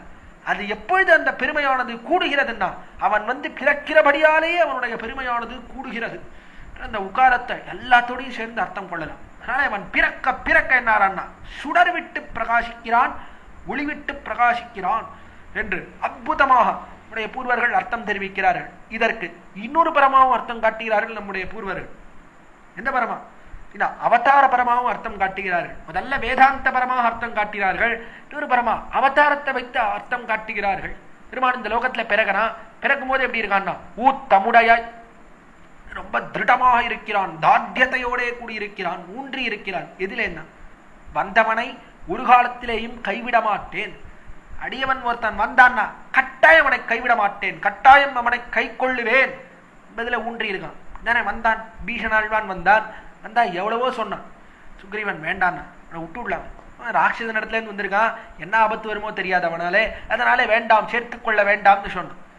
அவனும் விடுறதா இல்லை. அடாது அவன் வேற சேர்த்துக்க வேண்டான்றான். எப்படிடா இவனை சேர்த்துக்கிறது? அப்படின்னா சுக்ரீவன் சொல்லிட்டே இருந்தான், இவன் கெட்டவன், அதனாலே நீ சேர்த்துக்கொள்ள கூடாது அப்படின்னா. ஹனுமான் அவன் மட்டும் சொன்னான், இல்லை இவன் நல்லவன், இடத்துல பார்த்திருக்கிறேன், என்னை சிறபிடித்த காலத்திலே இவன் மட்டும்தான் என்னை விடுவிக்க சொல்லி சொன்னான். ராவணன் இடத்துல உபதேசங்கள் சதுபதேசங்கள் பண்ணான். அதில் இவன் நல்லவன், சேர்த்துக்கலாம்னு பார்த்தான். ராமன் பார்த்தான், சொன்னான். அந்த சுக்ரீவனை பார்த்து சொன்னான் ராமன், சுக்ரீவனே என்னதான் இருந்தாலும் நீரும் எனக்கு ரொம்ப வேண்டியவன், அதே போல ஹனுமான் அவனும் எனக்கு ரொம்ப வேண்டியவன். அதனாலே நீர் சொன்னதிலிருந்து ஒரு வார்த்தை எடுத்துக்கிறேன், ஹனுமான் சொன்னதிலிருந்து ஒரு வார்த்தை எடுத்துக்கிறேன். நீர் என்ன சொன்னீர்? கெட்டவன் சேர்த்து கொள்ளக்கூடாதுன்னு. அதிலிருந்து கெட்டவன்றதை மட்டும் எடுத்துக்கிறேன். ஹனுமான் நல்லவன் சேர்த்துக்கலாம்னு சொன்னான், அதிலிருந்து சேர்த்துக்கலான்றதை எடுத்துக்கிறேன். அவன் கெட்டவன், அதனாலேயே சேர்த்துக்கிறேன். கெட்டவனா இருந்தாலும் பரவாயில்ல, நான் சேர்த்துக் கொள்கிறேன், ஒரு காலத்திலேயும் விடமாட்டேன். மித்ரபாவேன சம்பிராப்தம் நத்தியஜேயம் கதஞ்சனா தோஷோ யத்யபி தத்சஸ்யா. மித்ரபாவேன சம்பிராப்தம், மித்ரன் என்கிற எண்ணத்தோட ஒருத்தன் வந்தாலும் பரவாயில்ல, நான் கைகூப்பிட்டு வர வேண்டாம், நண்பன்னு சொல்லிட்டு வந்தாலும் பரவாயில்ல. நத்தியஜேயம் கதஞ்சனா, அவனை நான் ஒரு காலத்திலேயும் விடுவதே கிடையாது, என்ன பண்ணான் அவனை ஒரு காலத்திலேயும் விடமாட்டேன் என்று வந்தவன், சரணாகதி செய்து கொண்டு வந்தவனை ஒரு காலத்திலேயும் விடமாட்டேன் என்பதிலே ஊற்றத்தோட கொண்டிருந்தான், ஊன்றியிருந்தான் எம்பெருமான். அப்படிப்பட்ட எம்பெருமான் எப்படி இருக்கான்னா பெரியாய் அறிய முடியாதவனாக இருக்கிறான். யாருக்குன்னா காலில் வந்து விழுந்தானே விபீஷணன், அவனாலே அறிய முடிஞ்சதா எம்பெருமானுடைய குணத்தை? அவனாலே அறிய முடியும். அவனுக்கே ஆச்சரியமா இருக்கு, என்னடா என்ன குணம், என்ன குணம் இவனுடையது, என்ன அற்புதம். என்ன பண்ணான் விபீஷன்? நேரா விபீஷன் இடத்துல வந்தான். விபீஷன் இடத்துல வந்து அவனை பார்த்து விபீஷணனை பார்த்து தெரிவித்தான், குகனோடு மை வரானோம் பின் குன்னு சூழ்வான் மகனோடு மறு வரானோம் நின்னோடு மெழு வரானோம் புகன மறுகாணம் தந்து புதல்வரால் பொலிந்தார் உந்தை. கம்பராமாயணத்துல அற்புதமான பாசுரம். குகனோடு மை வரானோம், நாங்கள் 4 பேர் இருந்தோம், 4 பிள்ளைகள் இருந்தோம். தகப்பனார் பார்த்தார் தசரதன், போராதுன்னா 60,000 வருஷம் கழித்து பிறந்திருக்கு, 4 பிள்ளை வந்து பிறகுறே, பிள்ளை போகாது, காட்டுக்கு போங்கோ, காட்டுக்கு போய் இன்னும் சேகரிச்சுட்டு வாங்கோ, இன்னும் எனக்கு பிள்ளைகளை சேகரித்து வாருங்கோன்னு சொல்லி அனுப்பினார். எங்க அப்பா அனுப்பினார். காட்டுக்கு வந்தோம். காட்டுக்கு வந்தா முதல்ல குகனோட சேர்ந்த வரை நாங்கள் 5 பேர் ஆயிட்டோம், 5 பிள்ளைகள் ஆயிட்டோம். புறப்பட்டோம், நேரா வந்தோம். குன்று சூழ்வான் மகன், குன்று மலையை சுத்தி சுத்தி வரக்கூடியவன், சூரியனை சுத்தி மலையை சுத்தி வரக்கூடியவன் சூரியன், அவனுடைய பிள்ளையான சுக்ரீவன், அவனோட சேர்ந்தோம். சேர்ந்து 6 பேர் ஆயிட்டோம். இப்பொழுது உன்னோட சேர்ந்து நின்னோடு மெழு வரானும், உன்னோட சேர்ந்து இப்ப 7 பேர் ஆயிட்டோம். நீ எனக்கு தம்பி, பீஷணனை பார்த்து தெரிவித்தான், நீ எனக்கு தம்பி, உன்னோட சேர்ந்து 7 பேர் ஆயிட்டோம். புகனமறுகாணம் தந்து புதல்வரால் பொலிந்தார் உந்தை என்று காட்டை கொடுத்தார். காட்டை கொடுத்து இப்போது புதல்வர்களாலே பொலிந்தார். நிறைய புதல்வர்களை சம்பாதித்து ஆனந்தப்பட்டார். உந்தை உன்னுடைய தகப்பனார் அப்படின்னு நான் ராமன் ஆச்சரியப்பட்டான். விபீஷன், என்ன அற்புதம், என்ன அற்புதம். சத்திரிய குலத்திலே பிறந்தவன், லோகத்துக்கெல்லாம் ராஜாவாக இருக்கக்கூடிய அப்படிப்பட்டவன் ஒரு ராட்சசனான நம்ம போய் தம்பின்றானே, என்ன அற்புதம். ராட்சசனை போய் தம்பி என்கிறானே, என்ன குணம், இதை நம்மாலே அறிய முடியலையே. அவனுக்கே என்ன ஆச்சரியமா இருக்கு, எப்படி நம்ம போய் சேர்த்துட்டான்.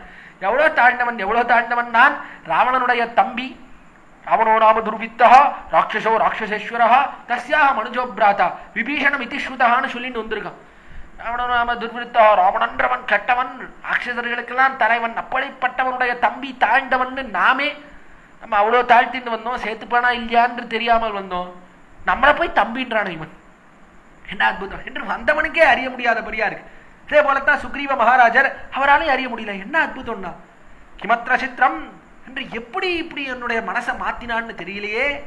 எப்படியோ நான் சேர்த்துக்க கூடாதுன்னு நான் சொல்லிட்டு இருந்தேன், எப்படியோ என் மனசை மாத்தி இந்த விபீஷணர் சேர்த்துட்டானே, என்ன ஆச்சரியம், என்ன ஆச்சரியம், எப்படி சேர்த்துட்டான்னு தெரியல என்று அவனாலேயும் அறிய முடியவில்லை. கூட இருந்த மகாராஜர் சுக்ரீவன், அவனாலே அறிய முடியல, விபீஷணனாலேயும் அறிய முடியவில்லை.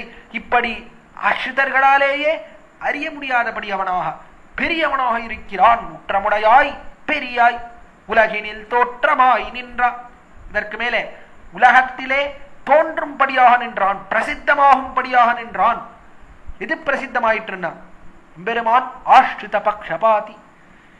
ஆஷ்ரித பக்ஷபாத்தினா ஆஷ்ரிதர்களுக்காக காரியம் பண்ணக்கூடியவன், ஆஷ்ரிதர்கள் பக்கலிலே விழுந்தவன், அவளுக்காக என்ன காரியம் வேணா பண்ணுவான் அப்படின்றது லோகத்திலே பிரசித்தமாகும்படியாக நின்றான்.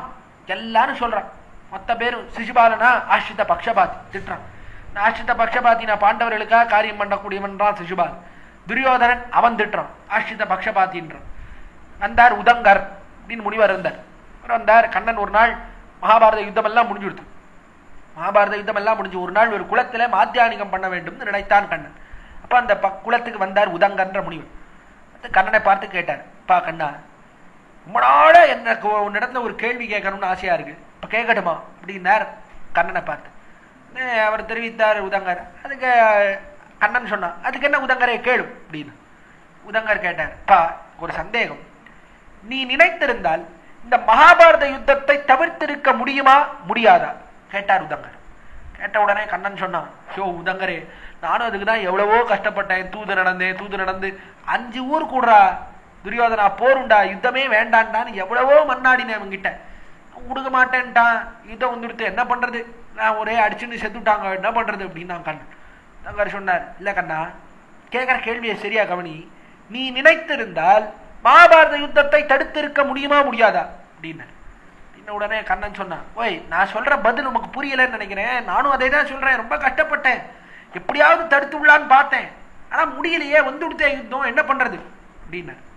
உதங்கர் மறுபடியும் சொன்னார், நான் கேட்கிற கேள்வி உனக்கு சரியா புரியல கண்ணா, நீ நினைத்திருந்தால் கௌரவர்கள் மனதை மாற்றி யுத்தத்தை தடுத்திருக்க முடியுமா முடியாதா கேட்டார் கண்ணனை பார்த்து உதங்கர். கேட்ட உடனே கண்ணன் புரிஞ்சு விட்டான், சரி இவர் விடுற மாதிரி இல்ல, நீங்க ஒரு முடிவோட தான் வந்திருக்கார். உதங்கர் பார்த்தான், தலையை தூக்கினான் கண்ணன். உதங்கரே, சந்தியாவந்தன மாத்தியானிகள்லாம் சரியா பண்ணுவீரா காலத்துல அப்படின்னா கண்ணன். பண்ணுவேனே கண்ணா அப்படின்னார் உதங்கர். வேற பாரும், சூரியன் உச்சிக்கு வந்துட்டான், கோணாமல் கொடு அப்படின்னு சொல்லியிருக்கு சாஸ்திரம், சூரியன் கோன்றதுக்கு முன்னாடி மாத்தியானியம் பண்ணும் அப்படின்னா. சரி கண்ணா போலாம் அப்படின்னாரு. கிளம்பி போயிட்டார். அப்படிதான் மறந்தே போயிட்டார், கேள்வியை மறக்கும்படியா பண்ணிவிட்டான். அதுக்கு என்ன பதில்? ஆமா, ஆஸ்ரித பக்ஷபாத்தினா, நான் பக்ஷபாதி, பாண்டவர்கள் என் காலில் விழுந்தா அவளுக்காகத்தான் யுத்தம் பண்ணேன், அவள் திரௌபதி அவளுடைய விரித்த குடலை முடிக்க வேண்டும் என்பதற்காகத்தான் யுத்தத்தை பண்ணி லோகத்திலே எல்லாரும் அழியும்படியாக செய்தேன். பண்ணுவேன், நான் காரியம் பண்ணுவேன். ஆசிரியர்களா காலில் வந்து விழுந்தானா அவளுக்கா எதை வேண்டுமானாலும் செய்வேன் என்று இது லோக பிரசித்தமாகும்படியாக, உலகத்தில் தோற்றமாக நிற்கும்படியாக எம்பெருமான் காரியம் பண்ண. இதனால என்ன சுடர், இது என்ன ஆயிடுச்சுன்னா சுடர் விட்டு பிரகாசித்தது, எம்பெருமானுக்கு மிகுந்த பிரகாசத்தை கொடுத்தது எதுன்னா ஆஸ்ரித பக்ஷபாதி என்பதுதான்.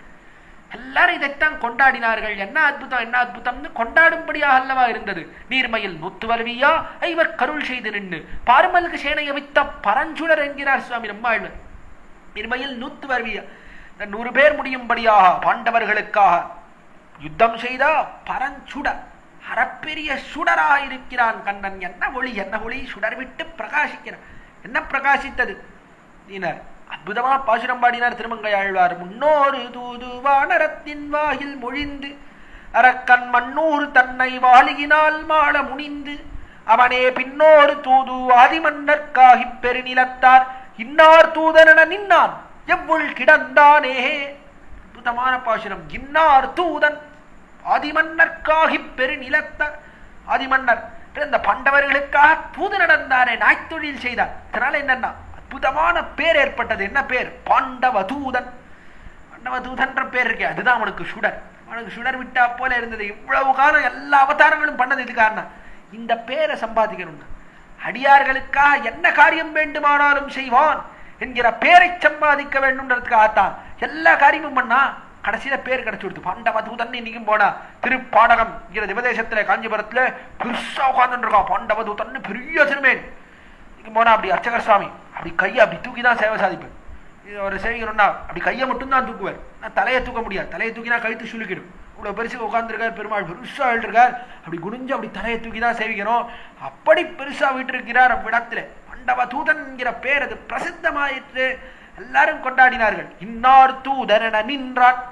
காஞ்சி சுவாமி ரசமான ஒரு அர்த்தம் தெரிவித்தார். இன்னார் தூதன் என அவதாரம் செய்வதிலிருந்தும் நின்றான். இன்னார் தூதன், பாண்டவ தூதன்ற பேர் கிடைச்சதோ என்னவோ, என்ன பண்ணான் பெருமான்? அவதாரம் செய்வதிலிருந்தும் நின்றான். அவதாரம் செய்யறதே நிப்பாட்டி விட்டான்.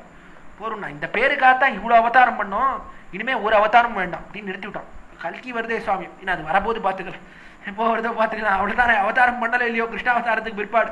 அதில் எல்லாத்தையும் நிறுத்தி விட்டான். அப்படி பாண்டவதூதன் என்கிற பேர் அது சுடர் விட்டு பிரகாசிக்கும்படியாக, ஆஸ்ரித பக்ஷபாதி என்பது பிரகாசிக்கும்படியாக எம்பெருமான் எழுந்தருளி இருந்தார். ஆசிரிதர்களை கைவிட மாட்டேன் என்பதில் ஊன்றி இருந்தான். அப்படிப்பட்ட ஆசிரிதர்களாலேயே இவருடைய தன்மை அறிய முடியாதபடியாக பெரியவனா இருந்தான். அந்த ஆசிரிதர்களுக்காக எதை வேண்டுமானாலும் செய்வான் என்பது லோகத்திலே பிரசித்தமாயிற்று.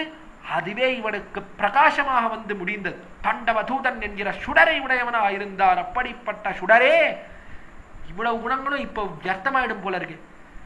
நாங்கள் ஆசிரியர்களுக்கு காரியம் பண்ணலைன்னா இதெல்லாம் வியர்த்தமா போயிடும். அதனாலே நீ எழுந்திருக்க வேண்டும். தூயிராய் எழுந்திராய், மாற்றார் உனக்கு வழி தொலைந்துன் வாசக்கன். நாங்கள் வந்து சேர்ந்தோம். மாற்றார் என்று சத்ருக்கள் அவர்கள் எப்படி வழி தொலைந்து அவர்களுடைய சக்தி எல்லாம் போய் வாசக்கன் அத்தாது வந்து தாங்க முடியாமல் உன்னுடைய அம்புக்கு தோற்று வருகிறா போலே நாங்கள் வந்தோம். என்ன ஆண்டாள் என்ன சத்ருவா? என்ன இவ்வளவு காலம் சத்ருவா இருந்தோம் அல்லவா? தனக்கான கீழே எவ்வளவு ஜன்மங்கள் எங்க இருந்தோமோ தெரியாது, ராவண கோஷ்டியில இருந்தோமோ ஹிரண்ய கோஷ்டியில இருந்தோமோ தெரியாது. ஏன் சுவாமி எம்பெருமான் பிரகலாத கோஷ்டியில இருந்திருக்க மாட்டோமா? நான் கட்டாயம் இருந்திருக்க மாட்டோம். இருந்திருந்தா இந்த பிறவியே இருந்திருக்காது. இருந்திருந்தா எதுக்கா இந்த பிறவி மறுபடியும் வந்து பிறந்திருக்கோம்? கட்டாயம் மோட்சத்துக்கு போயிருமோ? இல்ல ஏதோ எதிரிகளா இருந்திருக்கோம், ராவண கோஷ்டியில இருந்திருக்கோம். அப்படி இவ்வளவு காலம் உன்னை நோக்கி எதிரம்பு கோட்டு உன்னோட யுத்தம் செய்து போந்திருக்கிறோம். அதையெல்லாம் விட்டு இப்போது வந்திருக்கிறோம். சத்ருக்களைப் போலே உன்னை எதிர்த்து கொண்டிருந்தோம். இப்ப என்ன ஆயித்து? அவர்கள் வலி தொலைந்து உன்னுடைய அம்புக்கு தொற்று வருமா போலே இப்ப என்ன ஆயித்து? போற்றியா அம்மந்தோ, உன்னுடைய குணத்துக்கு தோற்றோம். என்ன குணம் என்ன குணம் என்ற அந்த குணத்துக்கு தோற்று குணகிருத்த தாசியங்களாய் வந்து சேர்ந்தோம். உன்னுடைய குணங்களை எல்லாம் போற்றி கொண்டு வந்து சேர்ந்தோம். இவ்வளவு நாள சத்ருக்களைப் போல அகங்காரத்தோட கூடியிருந்தோம். நாங்கள் பெண்கள் நாங்களா வருவது இங்க அகங்காரத்தோட கூடியிருந்தோம். இப்ப என்னாச்சு? எல்லாம் போயிடுச்சு. உன்னுடைய குணத்தை சந்தித்தவாறே எல்லாம் போயிற்று. கீழே உன்னை எதிரம்பு கொத்த மனசெல்லாம் மாறி இப்பொழுது உனக்கு தாசியங்களாக அடிமைகளாக உன்னுடைய குணத்துக்கு தோற்று உன்னுடைய குணங்களை பாடிக்கொண்டு வந்திருக்கிறோம். அந்த பிரகாரம் என்ன? எப்படி வந்தோம்? உன்னுடைய சன்னதிக்கு எப்படி வந்தோம் அப்படின்னா குணத்திலே ஈடுபட்டு வந்தோம்.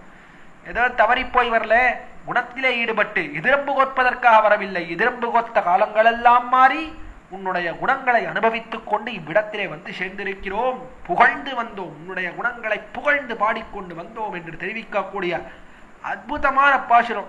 பெருமானுடைய குணங்களை எல்லாம் சேரப்பிடித்து தெரிவிக்கக்கூடியது. செல்லப்பிள்ளையோட குணங்களை எல்லாம் சேரப்பிடித்து தெரிவிக்கக்கூடிய அத்தியாச்சரியமான பாசுரம் தான் 21வது பாசுரம். திவ்யதேச கிரமத்திலே பார்த்தா இந்த பாசுரத்தை ஆண்டாள் திருநாராயணபுரத்துக்கே சமர்ப்பிக்கிறாள் என்று கூறலாம் என்று அற்புதமாக காஞ்சி சுவாமியும் எடுத்து காட்டியிருக்கிறார்.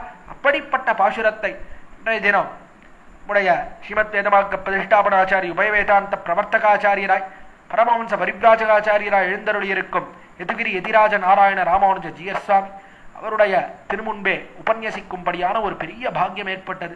இப்படிப்பட்ட பாக்கியத்தை ஏற்படுத்தி கொடுத்த சுவாமியினுடைய திருவடித்தாமர்களுக்கு என்னுடைய கிருத்தஜதைகளை தெரிவித்துக் கொண்டு சுவாமி பல்லாண்டாங்க எழுந்தருளி இருந்து இதைப்போல் பல உபன்யாசங்களை ஏற்பாடு செய்து நம்முடைய சம்பிரதாயத்தை வளர்த்து போற வேண்டும் என்று ஆண்டாள் ரங்கமன்னார் திருவடித்தாமர்களையும் பெருமானார் திருவடித்தாமர்களையும் பிரார்த்தித்துக் கொண்டு இந்த அர்த்த விசேஷங்களை எல்லாம் அடியனுக்கு சொல்லி வைத்த அடியனுடைய திருப்பாட்டனார் திருத்தாப்பனார் 2 பேருடைய திருவடிகளுக்கும் பல்லாண்டு பாடி இந்த உபன்யாசத்தை பொறுமையாக கேட்டுக்கொண்டிருந்த கோட்டியார்கள் அத்தனை பேருக்கும் அடியனுடைய கிருத்தஜதைகளை தெரிவித்துக் கொள்கிறேன். கொஞ்சம் அவகாசம் அதிகம் எடுத்திருந்தேன். கோட்டியாரிடத்திலே க்ஷமிக்க பிரார்த்தித்து அமைகிறேன். குற்றங்குறைகளை க்ஷமிக்க பிரார்த்திக்கிறேன்.